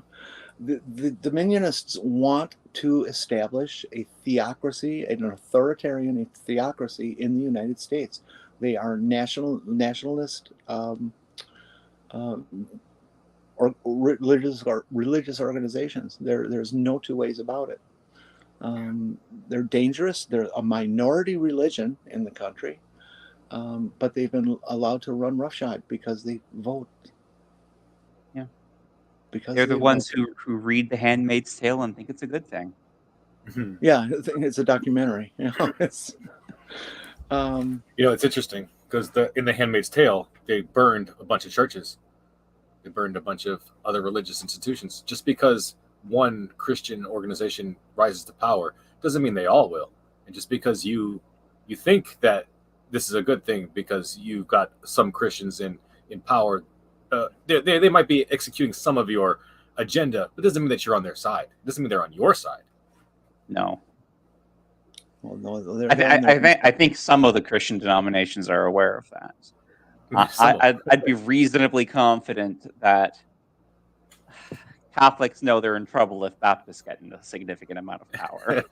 Well, the only defense that we have for them is for there to be a massive election and bring in all the people who have been sitting on their butts and not voting at all for the last 20, 30 years. the Republicans win this November, and this is going to happen. This nation is going to become a authoritarian theocracy. I guarantee it. I mean, it's not going to just suddenly happen in November, but it's going to set things up for 2024 when they get their president in, which would be Donald Trump, and they will never let him go, and they will absolutely destroy this nation's democracy. They'll spit on the Constitution. They don't care. Absolutely. I wanted to echo a sentiment from the chat from Skits Crasher. They just wanted to say thank you to Uncle Beck for organizing this fundraiser for Purple. So I wanted to echo that because absolutely. Thank you, Beck, for doing all that you're doing, for organizing all the atheist content creators and setting up the GoFundMe and doing the schedule and everything else that I don't even know about. Thank you. And I'm sure that Purple thanks you as well. Yeah, no, Beck's great. Beck is obviously doing. He's not going to take the credit, but he's really pushing this forward, and we really appreciate it. He's also attractive too, so that's an extra bonus. Absolutely. Okay. See, so more religion in retrograde, shall we? Okay. Turkish pop star Turkish pop star Gülsen jailed over joke about religious schools. So I don't expect you guys to know who this person is. I didn't either.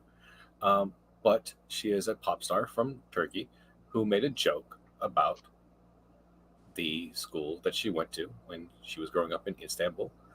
I don't think I have the actual joke pulled up, but it was something along the lines of here we go.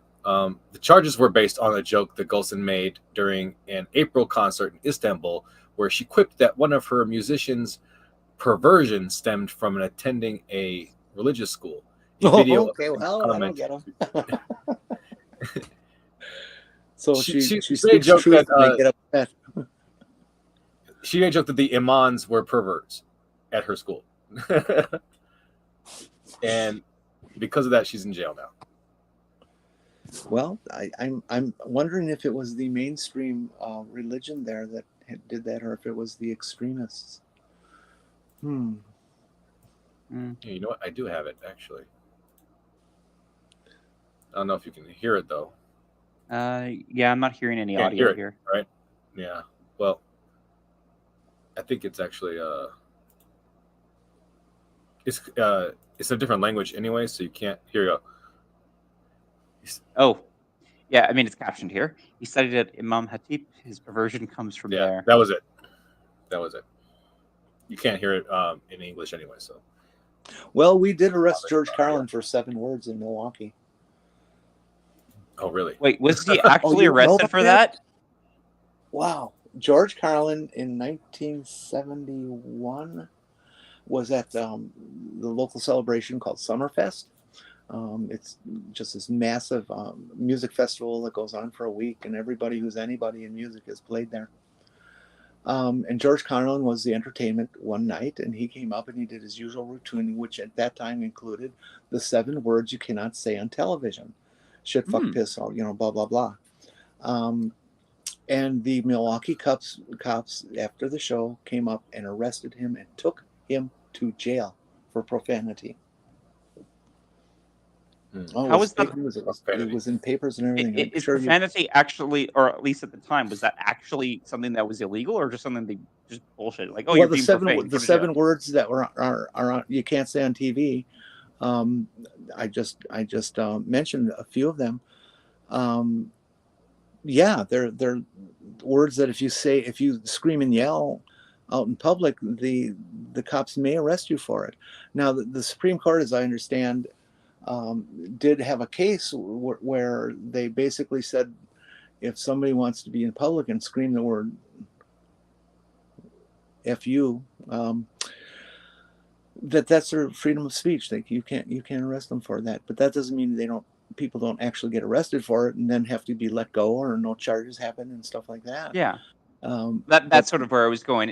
Is it actually the breaking of the law, or it's just like they arrest him because he's a pain and they want to just get him out of there? The Supreme Court has left the final definition of pornography up to community standards. And so a community here in Minnesota is going to feel one way, and somebody down in deep Alabama is going to feel real different about certain words and things like that. And so they can kind of do what they want. You know what that means, right? We need to move to get the Song of Solomon classified as pornography. Oh, yeah. Definitely. Because it is. Definitely. Objectively. No, I don't know. I don't think I've actually read it in whole. I've just read certain segments because funny kind of stuff. But is that part of the Bible or something? Yes, Song of Solomon is is one of the books in the Old Testament, and it's notable because it's probably the most sexual book in the Bible. It's a love letter to God. Do they do that song with like a chorus line and stuff, or? I don't know if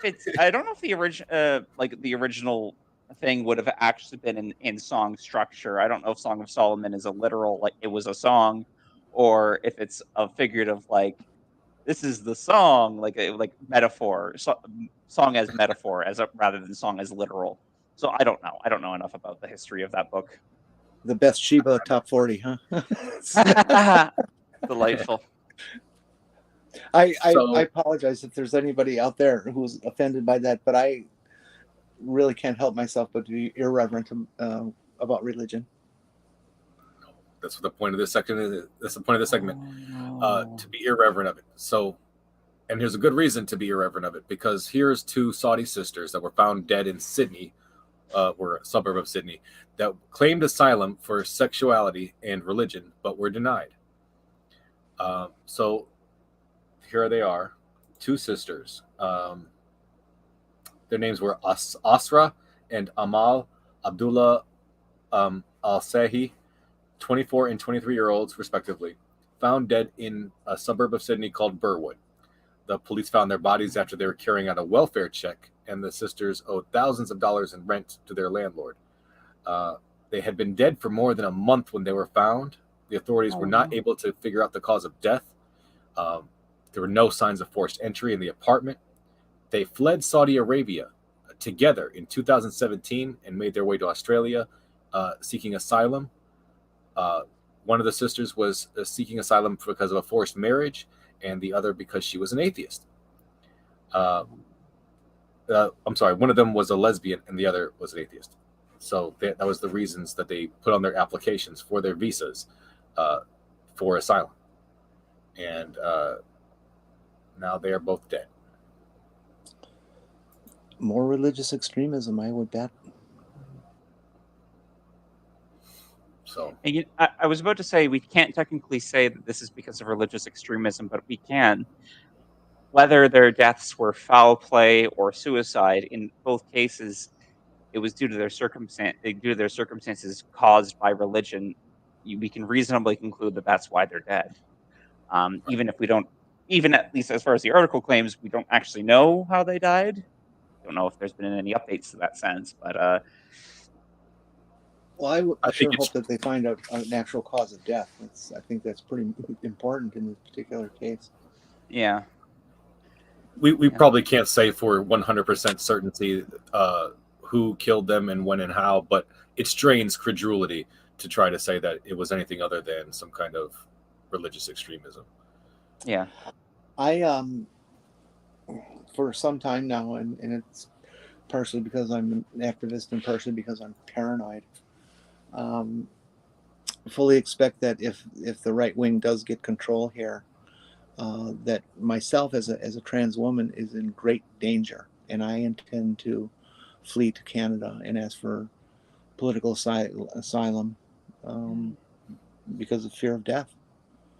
And I expect Canada to okay it. I wouldn't be surprised. I would actually, believe it or not, I would expect some resistance to the immediate acceptance, because We haven't accepted asylum from the United States before, but there are definitely Canadian individuals who've been like, you can kind of see that coming. I will say, though, as an individual, I can't do too much, but I can be more politically active than just voting. I can always message my members of parliament and even send a letter, try and send letters to the prime minister themselves. In the future, because I've actually thought about this very reality that you're describing, in the future, if things change such that the religious right gets significant power and it looks like it's going to become significantly more, it's already dangerous to be trans in the United States. It becomes significantly more dangerous to be trans in the United States. I am absolutely going to be petitioning my politicians to accept Americans into Canada, or trans Americans or LGBT Americans into Canada seeking asylum, because I know having so many American LGBT friends that, I mean, it's already tenuous as it is now. It's already really tense. If it gets even worse, like, you will be in mortal danger, and we have a responsibility to do what we can to protect you. Absolutely. So Well, I feel it's for small, myself. but it's the promise I can make. I will absolutely be politically active and making sure that that process is made as painless as possible for people to come here. I do not have a passport, and so the only way I'm going to be able to do it is to find a border crossing that is one of those that's way out in the rural climes and stuff like that, and just plain crash it, and turn myself into the authorities. But one of my concerns is that I thought there were laws that countries had, or agreements countries had between each other, that you can't, there is no political refuge from America into Canada, that they have some agreement. Yes, you are not wrong. It's not exactly, we have an extradition treaty with the United States, and we have a fairly robust extradition treaty with the United States. And so what this means is, if there are people from the United States who come to Canada, who basically flee to Canada when they're accused of a crime, America can basically say, hey, please arrest these people and send them to us. And we do have a responsibility, due to our treaty, to send them back. And this works both ways. We have actually asked the United States to send our criminals back up here so we can try them, and that has happened. We've made use of these treaties, do get made use of a lot, but that is actually the importance of the political pressure we would need to put. That was one of the main caveats why I was worried it wouldn't be a straightforward process, because if people are fleeing but they're being accused of crimes, then theoretically United States can say, arrest them and extradite them back to us. At which point we have to decide, do we have to break our treaty? And I would say, yes, we need to annul the treaty.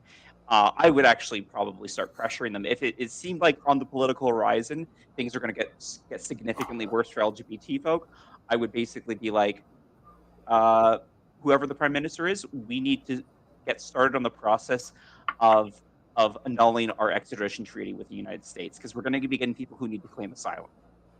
That's going to happen. So we need to annul that extradition treaty now, so that they can actually do so, because that is the main barrier right now. It's the extradition treaty.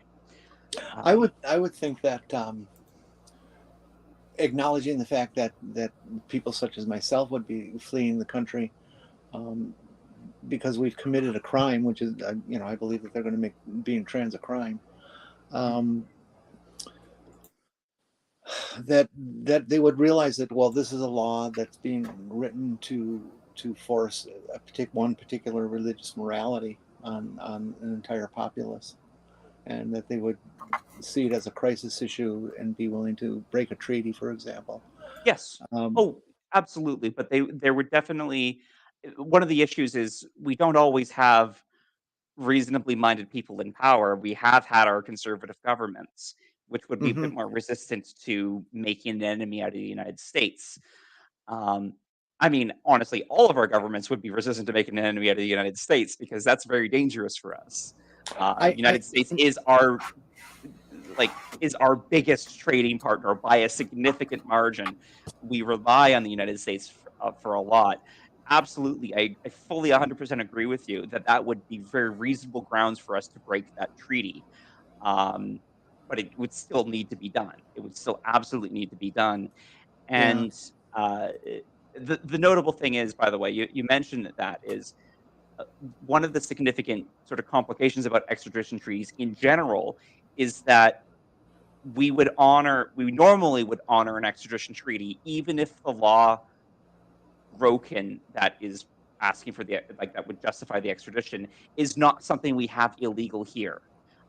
We normally would honor the extradition treaty under those circumstances, but this would be a more extreme circumstance that I feel most of our depending upon what our government is, but I would say most Canadian politicians would probably be like, yeah, this is worth breaking the treaty. I would hope that most Canadian politicians would be comfortable breaking the treaty for that reason.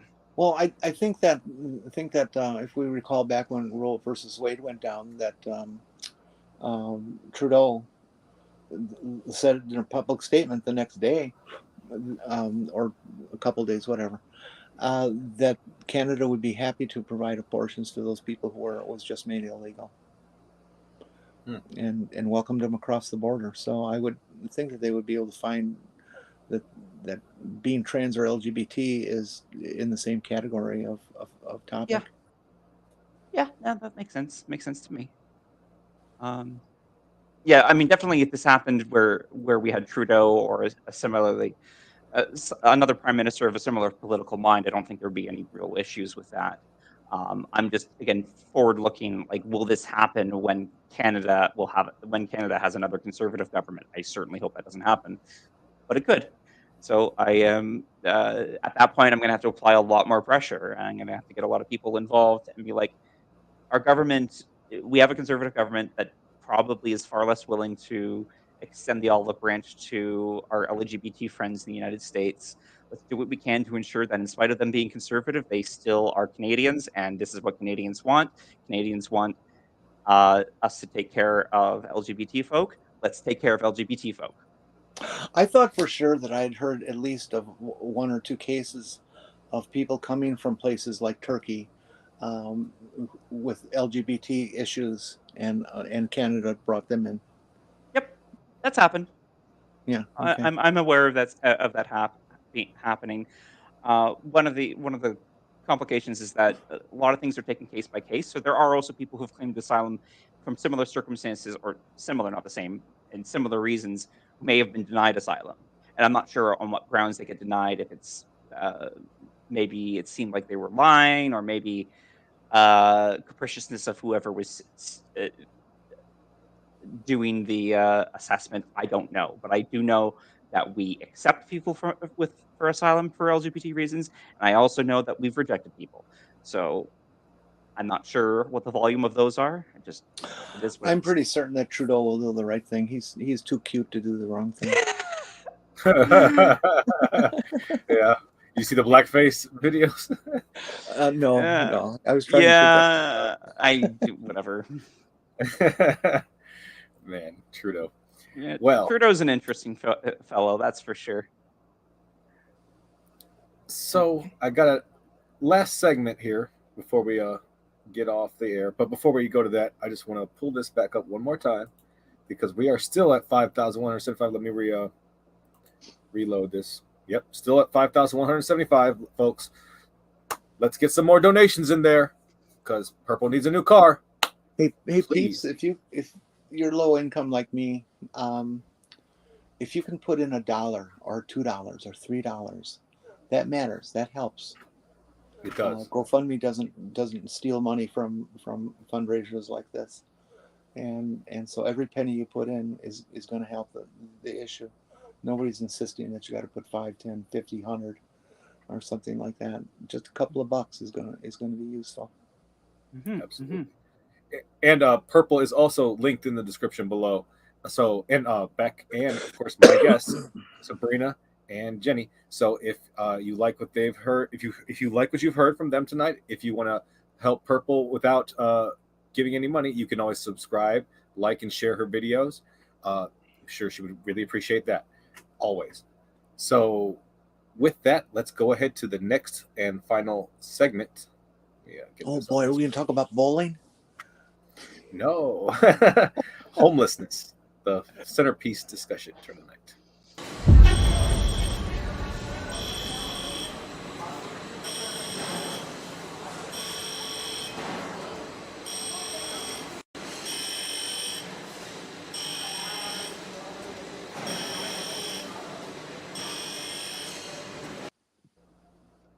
So I like your intros there. Honestly, they're good stuff. thank you. I really appreciate it. So accumulation. We're gonna sharpen our minds, sharpen our hearts.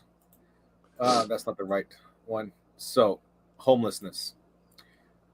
So this is from National Alliance to End Homelessness. Just want to let you guys know that in January 2020, there were 580,466 people experiencing homelessness in America. 70%, most were individuals, that's 70%, and the rest were people living with families, with children. And if you would like to look at these graphs, you can see the breakdown here. The overall, that's the people, that's individuals, people with families, chronically homeless individuals. 37,000 of them were veterans. I'm a veteran, so that's something that hits close to home. Unaccompanied youth, 34,000 homeless unaccompanied youth. That's disturbing right there. This chart is loading. I saw it a second ago, but that'll come up in a little bit. I looked into some research on this, and I was looking at this study called Solving Homelessness from a Complex Systems Perspective, Insights for Prevention and Responses. And they looked at a bunch of information on homelessness, and they gave some interesting insights. One of the things that I thought was very interesting was that treatment first is a model. There's two models. There's treatment first and there's shelter first. So sometimes programs that are created by the government will try to put people who are homeless or under sheltered, let's say, they want to put people in programs for treatment, such like psychological treatment, drug treatment, things like that. They want to address those underlying issues first, and then there are other programs that just want to put you in a house or some kind of shelter first. And this study pretty much vindicated the idea that housing first initiatives are disproportionately more effective at keeping people off the streets over a 3-year period.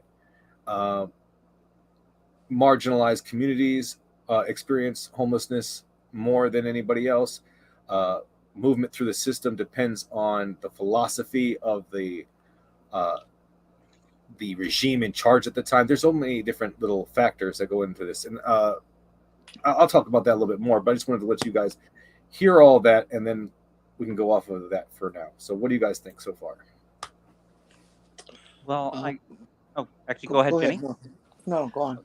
Okay, so I will say I didn't know this detail. I didn't know there were the different philosophies in programs, the treatment first or housing first philosophies. Now that I know that those two types of ideas exist, I'm not at all surprised that housing first shows significantly more effects, because it's really hard. It's really challenging to try and get off drugs or whatever the problem is when you are out on the street. Like, get them in a home first. That will at least take care of some small portion of the psychological issues. It can potentially, if it's done effectively, get them out of the environments that are enabling negative behaviors. I don't even like wording it that way. I don't want to say negative behaviors because it still makes it sound like it's their fault. Like I said, don't mean it that way. maladaptive in the research. Maladaptive. Thank you. Much better. Maladaptive is the word I was looking for. Yeah, it makes a ton of sense. I can say from indirect, I say personal experiences, and someone I know, like I'm connected to. I know a patient of mine actually. I'm not going to go into more details about that, but I do know that they are pretty frequently homeless, so they're under sheltered, and I am aware that they are not doing great, and part of it seems like they're trying to get them off of whatever, and but yet they're still homeless. They still are just like I've seen them sleeping in the plaza that my pharmacy is in. Like that shouldn't be the case. You're going to expect them to get off drugs when they have no place to sleep? Like what the heck? You're going to expect them to get out of these other, and I don't want to identify the patient, but out of these other behaviors when they're just trying to get some money so they can survive? Get them in a shelter, get them some warm food, and then then we can start focusing on trying to get them healthier in other ways. Mhm. And yeah, it's I mean, as I say, I live in a big city. You live in Toronto, which is the most populous city in Canada. So we've got more than our fair share of homeless people, and I know while we probably have some decent programs here and there, they are absolutely underserved. They're absolutely underserved, and I'm and disproportionately too. I live in the one side of the city. While there's a lot of there's a lot more shelters and stuff in downtown, but out like in these sort of like semi-suburb parts of the mega city, like no. I remember reading in a local paper how they were trying to open up a homeless shelter and the locals basically quashed that. A not in my backyard kind of attitude quashed that. And the thing that disgusted me the most was not that it had happened, but that the local paper framed it as a good thing. Mm. I was my stomach churned. I felt sick. The fact that the people, mind you, this is a local free paper, so like I don't know what its political leanings are or whatever, but even still, the fact that like people writing this local free paper for this part of the community and saw the quashing of a potential homeless shelter as a good thing. We don't have very many shelters in this part of the city. We don't have much for our local homeless. We really That's need pure to do selfishness. something for them. Yeah, and just because they want to keep their home values up. Fuck you guys. I'm sorry, I'm not even apologize for cussing. Amen. Oh God. Fuck you and your fucking property values. You already have more money than you deserve. You inherited half of that. Sorry. Now I'm getting. No, you're right. I'm You're making absolutely claims that aren't necessarily substantial, but I'm really angry.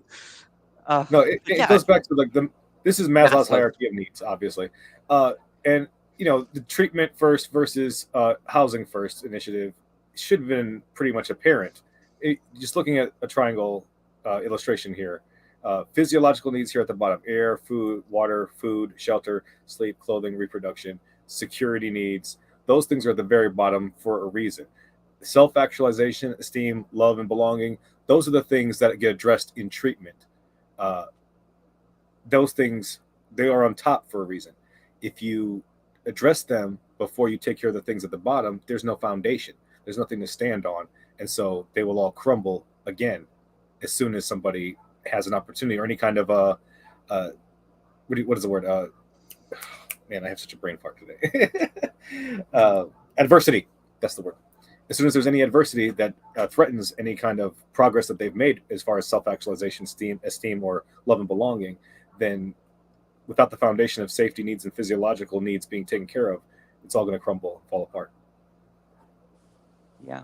Yeah, no, I'm seeing this and it makes a lot of sense. Like we can't put the safety needs, we can't worry about the safety needs before we take care of the physiological needs. Um, it doesn't matter that you can be friendly and nice to a homeless person and that maybe they feel somewhat actualized by that because they're still homeless. That you can't really deal with the friendship need when they don't have a home. They have no shelter.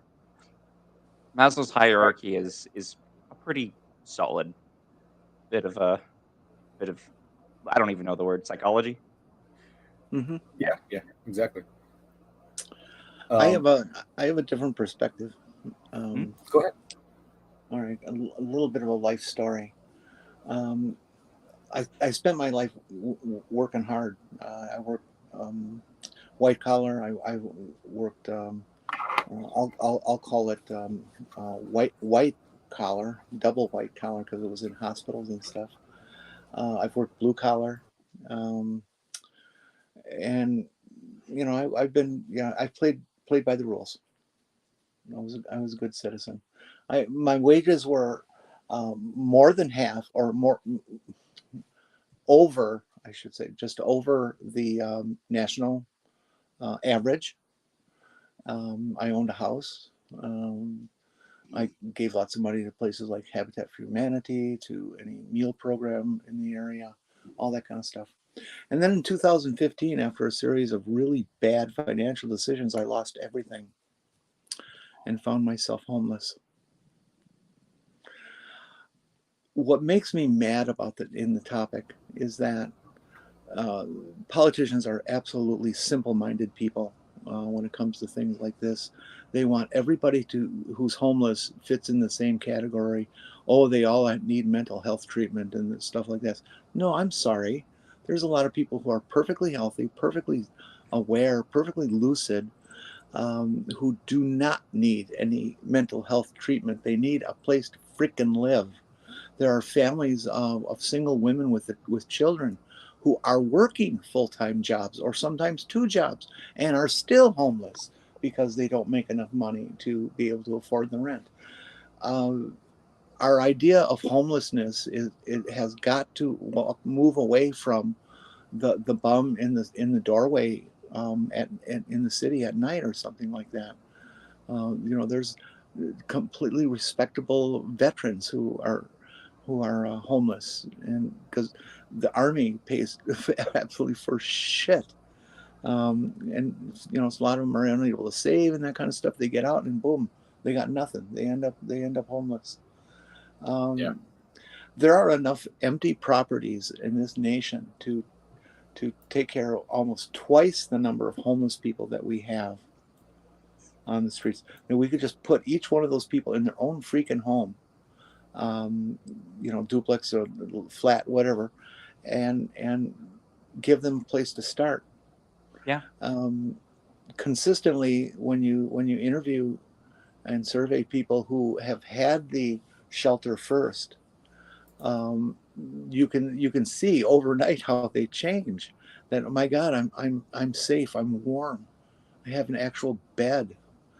And then they're thrilled, and they do make a difference for themselves. They do improve themselves. They do go out and get that job, and get to the point where they can start being a standard citizen in the country. Yeah. There's just so much stereotyping of homeless people. It's just criminal. It's immoral. Yeah. You know what? You touched upon some points that I'd like to expound upon a bit. Now, I'm going to preface this with these are personal opinions. This is not reflective of the atheist edge, Kaz, Jenny, or any of my friends that I'm associated with, or Purple, because of course I'm going to say something that's potentially a little controversial. I see. But both the cause, or one of the major causes of homelessness, at least the cause of homelessness in the example you gave, and the barrier to its solution are due to capitalism.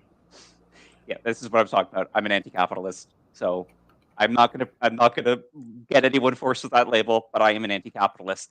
Yeah, we have tons of homes that we could empty, unused homes, and the main reason why they're not being used is because they're owned by private people who are owning them not for the purposes of having a home, but they're using it like an investment because this is capitalism gone awry.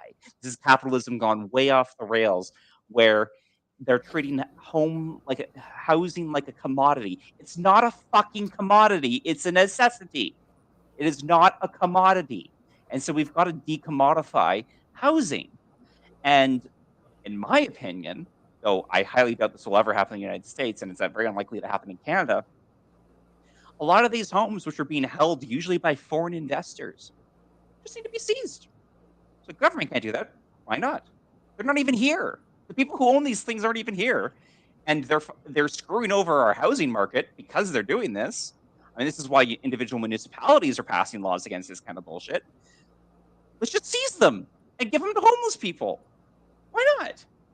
But that's radical. And of course, none of my statements, unless somebody otherwise reiterates it and claims that they agree with it as well, none of my statements are reflective of anyone else's opinion other than my own. Sorry. I agree with the spirit of what you're saying entirely. I mean, obviously, the actual process of seizing property and redistributing it will be complicated, and there's going to be a lot of nuance involved. But I'm all for doing it in the most moral and pragmatic way possible. Yes. And I appreciate that particular nuanced approach. Is like, yes, it is not going to be an easy process. As much as it's easy for me to say this, it is not going to be easy to execute. I fully understand that, and others obviously would as well. Anyway, I will bite my tongue and let other people talk because I know I've been doing a lot of that. No, I appreciate it. But Jenny, if you wanted to touch on that, go ahead. Oh, you're just some ignorant child. No. Honey, I was socialist before your parents were born. No, you weren't. I mostly agree with what you're saying. My parents are older than you, so. Oh, good. I'm glad to hear that. I might feel much better now. We got a super chat from Farron Salas for $10. So thank you so much, Farron. They say thanks to Sabrina, Jenny, and Kaz for your insights tonight and supporting the great cause. # save the IKEA sharks from Sabrina's exploitation. What are you doing, Sabrina? My sharks. Let me keep my sharks. What the hell? I'm in favor of the shelter first philosophy to dealing with homeless. As far as seizing properties, I don't know that we necessarily have to go that far. I think it should stay in our reserve of a tool to possibly use. It is the nuclear response. I understand. Corporations that are damaging the economy, the housing economy, because of what they're doing with their every one of those signs you see out there that says "We buy houses" is somebody who is ruining the housing economy. Take those signs out of the ground, destroy them, and put them in the garbage. Okay, do not ever respond to one of them. They take somebody who is in trouble with their house and they pay them just enough to get them out of trouble. And the person gets no sort of income or profit for the equity that they've put in the house over 20, 30 years, something like that. And they just are being taken advantage of as a person who's in trouble and needs help by some charlatan that's got a lot of money. So ignore those ads and stuff. And some of them people are working as agents for major corporations, off-seas corporations. So slowly the economic resources that our country has are going out of our country, and nobody's going to be happy with that, whether you're going to be a capitalist or involved with the proletariat and bourgeoisie. It's a bad situation. So yes, maybe seizing properties is something you'd want to do, but I think at first we could, well, there's a lot of legislation we can put in place to mitigate these problems. Yes, I agree. Yeah, to take control for the sake of housing, not for the sake of owning the property and getting this person out of business. And if seizing becomes necessary, well, then we can do that if it's necessary. I really was a dyed-in-the-wool socialist back in high school and stuff like that. But you know, I certainly believe older, you learn stuff, you moderate your attitudes and things like that. These days, if I was going to term myself, I'm very much a social democrat. I believe in social democracy. There we go. The camera's better. Capitalism in of itself is not bad and horrible, as long as it is regulated to take out the feature of it to have one winner and everybody else is a loser. That's the evil of capitalism, is the greed that's allowed to go unchecked. Yeah, it's yeah. I guess it might not be necessarily an inherent facet of capitalism, but a facet of at least the capitalism, or I shouldn't even say the capitalism, just the kind of societal structure we currently have, is that you need to. The implication is that you need to work hard to get the things you need to make your life better. And the problem is there's an implied threat. What is the threat? The threat of homelessness, the threat of poverty. How can we have a threat of poverty if there is no poverty? So by the way I described it, which is not obviously a definition of capitalism, poverty is necessary for that way that we structure our approach to capitalism.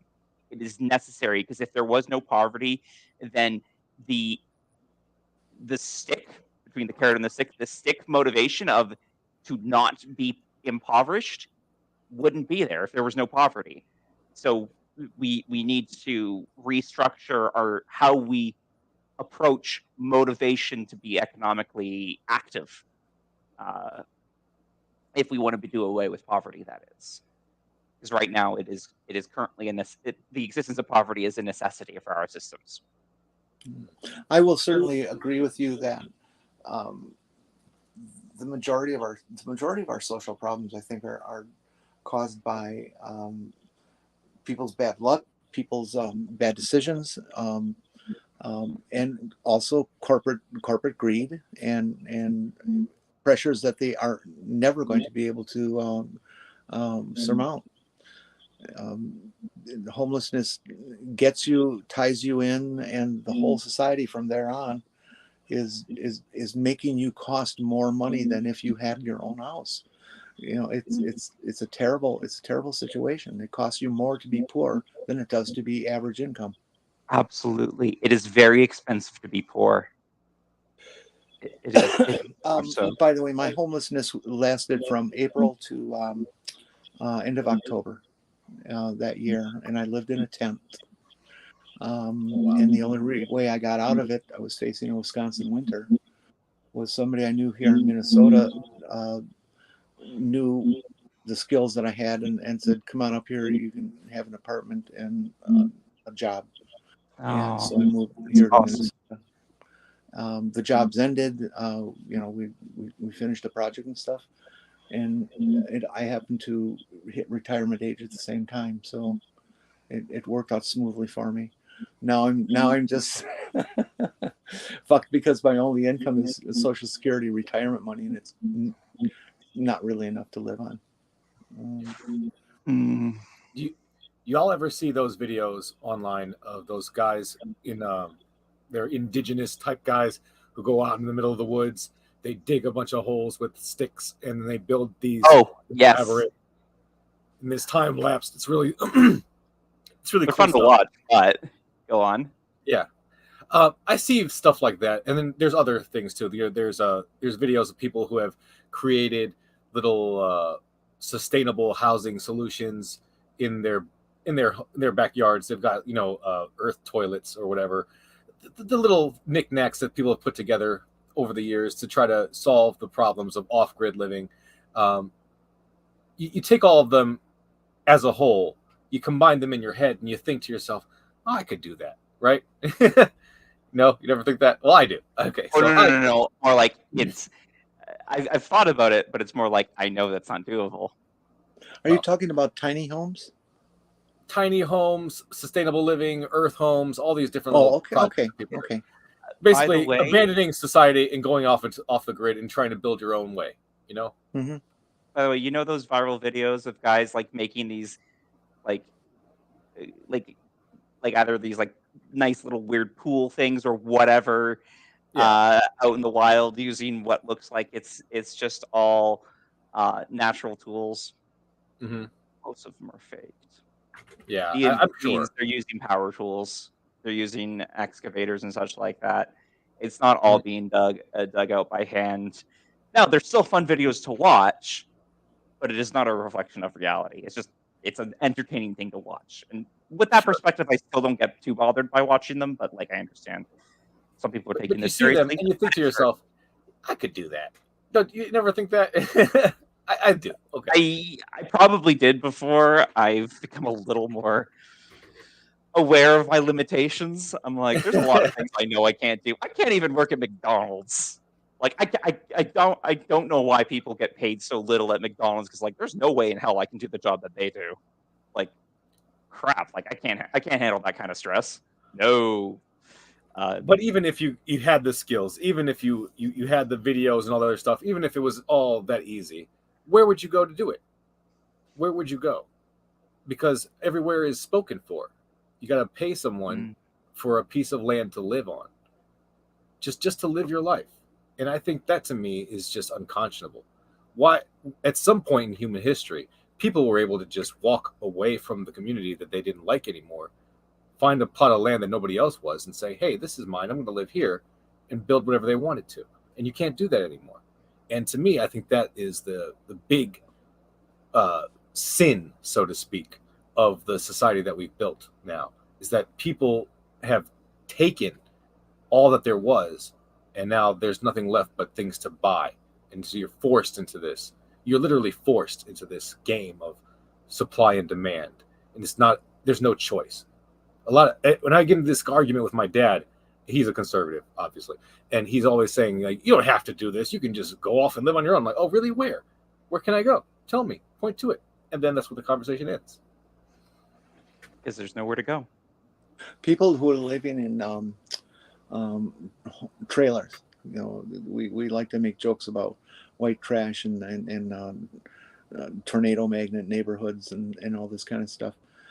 Those people in those mobile homes or mobile manufactured homes are paying anywhere between $500 to $1,000 a month just for the right to plot their damn vehicle in a space. They get hooked up with water and electricity. I don't know if they pay for water, but they certainly pay for the electricity. And they have to pay for heat, you know, in that home setting too. And I think that's just unconscionable to charge somebody $1,000 a month just to plot something on the ground. Yeah. You know, What now? Here comes what I would consider the. So I know some people will disagree. I think you do, but this is where I say the unconscionable, the inherent evil of actual capitalism lies, because capitalism, my understanding, someone correct me if I'm wrong, my understanding of capitalism is a system that financially rewards the possession of capital. As the simplest thing, I mean, it's literally in the word. So we treat land as capital. And so people are able to charge people money for using their capital. That's renting. What are landlords doing? In the case of homes, you might argue, oh, well, the home was built or whatever. But in the case of what you've described, where it's gone to the barest thing, where it's literally just land. There's no development there aside from maybe access points, but people still have to pay for their electricity. It's nothing. The only thing they're paying for is the right to exist on that spot. The only reason the people who own that spot are making money is because they own the spot. They're not doing any work for it. They're not doing anything. They're making money simply because they have the thing. There's nothing being created there. Right. And this is why I'm an anti-capitalist, because at the end of the day, regardless of the other systems around it, because capitalism, we think of market society.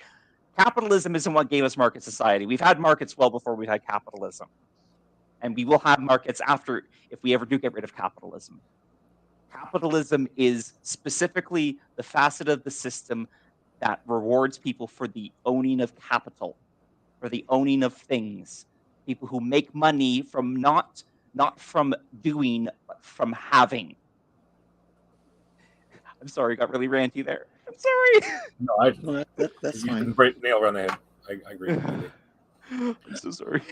My feeling is that capitalism is just not regulated properly.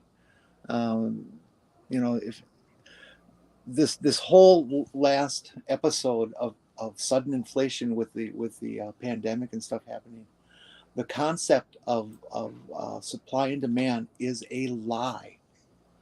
Just because something is in short supply does not mean you have to double its price. There is no relationship to not being able to get something and doubling its price, except for the guy who, once again, has it to sell is going to make twice as much money as he did before. There's no need to completely fuck the rest of the economy because of your personal corporate greed. That makes me angry about capitalism. That something like that needs to be regulated. There's no reason to charge. I mean, look what happened with the gas prices. They were up to $4, $5, $6, $7 an hour in some places, $1 a gallon in some places. Well, back in 2008, when the gas prices went crazy up into the $4 or $5 range, oil was what was it again? Like 110 or 115, 20 barrel.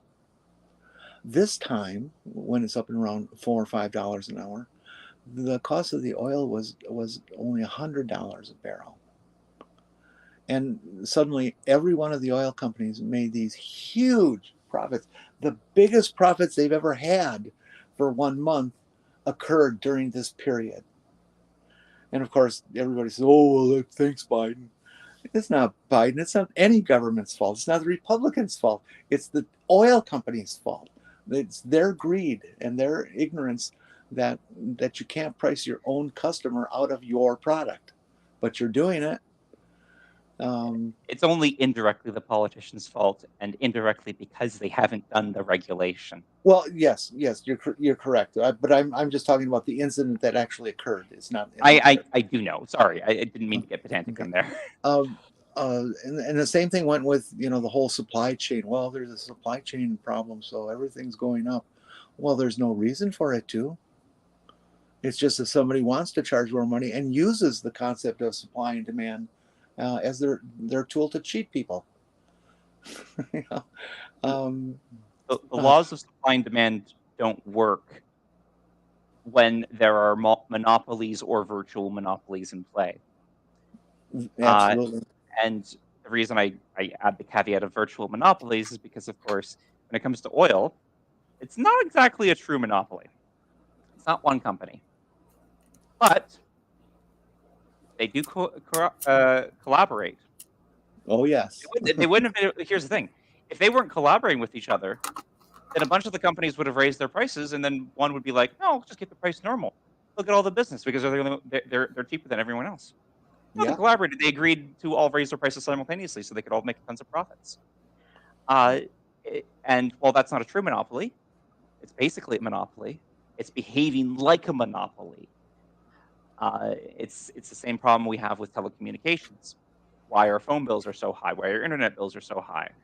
Because the internet companies and the telecommunications companies have basically agreed to divvy up parts of the countries plural, because it's the same problem in Canada, and be like, cool, people only have one real effective choice, or maybe two effective choices, and they're all equally shite, and they're all equally expensive.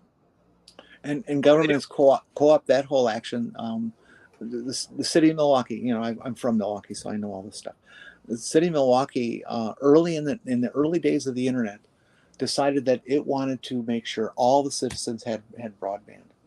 And so it drew up plans to wire the entire city so that every citizen could have broadband Wi-Fi at fair prices, because it's a government-owned thing. The Republicans in Madison passed a law that banned any city from doing that. Okay, strictly because they were getting money from the telecom companies and the IP companies to limit the market. That, well, we can't compete with a city. Well, maybe if your pricing was right, you could. You know, maybe it's giving us more than 100 BPS would be good. You know, they get 3,000 in Korea for the same price. What's wrong with you guys? You know, so the government is colluding with them in lots of different ways. Most cities and stuff only have one cable company. And so they do have a monopoly. Yeah, there's lots of different cable companies, but if only one is allowed to wire the city, well, then it's a monopoly. Yeah. Oh, and I found the word I was looking for. What I was describing, the virtual monopoly with a few companies basically agreeing to work together. It's called an oligopoly. Oh, That's yeah. Yeah, I'd forgotten. I'm like, I feel like this word's on the tip of my tongue. Googled it. Oligopoly. Cool. There we go. Oligopolies is what we're dealing with right now when it comes to gas and telecommunications. It's right up there with all the oligarchs. The roots are related. There's a reason why those words seem similar. Absolutely. You don't have to take Latin to know this. I didn't take Latin, but I can figure that much out. Oh, we're up to 5,200. All right. 200. Thank you, That's everybody. a pretty good number. I'm not mad at it. So I'm at the end of my list of content to go over now. And I'm not mad at that number. I do want to encourage everybody, even after the stream ends, if you're watching this, and it'll be on my my list of videos. So if you come back and you watch this video and it's not too long after this show is aired, please feel free to check out that link and see if this fundraiser is still going. And please try to donate to Purple Rhymes with Orange and help her get that car. And we did take in a few super chats. So I want to thank our super chatters once again, Farron Salas and Native Atheist. So I will be sending the proceeds from those super chats directly to this donation. And I didn't get so many super chats that I have to worry about that 30%. So I'm just going to go ahead and send the whole thing over. Not worry about that. So thank you. Thank you, Farron. Thank you, Native Atheist. And I want to also thank Sabrina and Jenni Morgan for joining me today. Thank you very much for having us. This finishes my, I think I counted right, 21st hour during the fundraiser. Oh my gosh. Y'all are superheroes. Thank you. I haven't done nearly enough. I've just been stream hoboing in other people's things for a while. I think it's what Ben calls other people who just show up in other streams. I need to stream myself. I'll probably do something later, maybe. I think you and I should get together and become the new Shields and Brooks pair for instead of public TV onto the internet. We are pretty good together. Oh yeah, y'all would be good together. That for sure. Yeah, we should chat more about that kind of stuff. Yeah. Shields and Brooks. Yeah, this was a good show. We did a lot. Yeah. We talked about a lot of information on this episode, and I'm proud of it. Thank you both so much for being here. Thank you so much for having us. Really appreciate and chat, it. Thank you for being here. You are why we do this. Absolutely. A special thank you to Farron, the guy I can't seem to get rid of, but I don't know. I've come to like you, I guess, or something. I don't know. He's an incredible artist. Go to his Twitter, absolutely. page and find his art. It's beautiful. Oh yeah. Yeah, I think I'm pretty sure I'm following him on Insta or somewhere. I know I've seen his art somewhere. Probably Insta. Anyway. So with that, we're gonna go ahead and close it out. I just want to thank everybody in the chat for joining us tonight. Thank you to the moderators in the chat, especially. Thank you to Sideshow Nav for joining us and helping me out in the background. Thank you to Diesel for coming by and doing that donation. Once again, check out the RHE podcast. Check out Sabrina. Check out Jenni Morgan. They're linked in the description below. If you like what you heard, please check them out.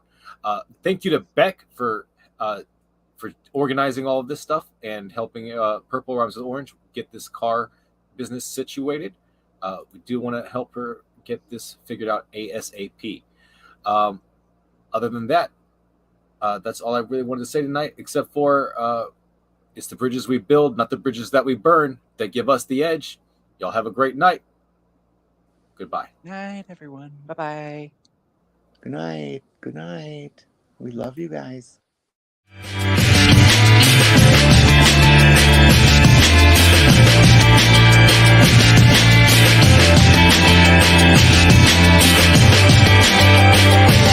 back.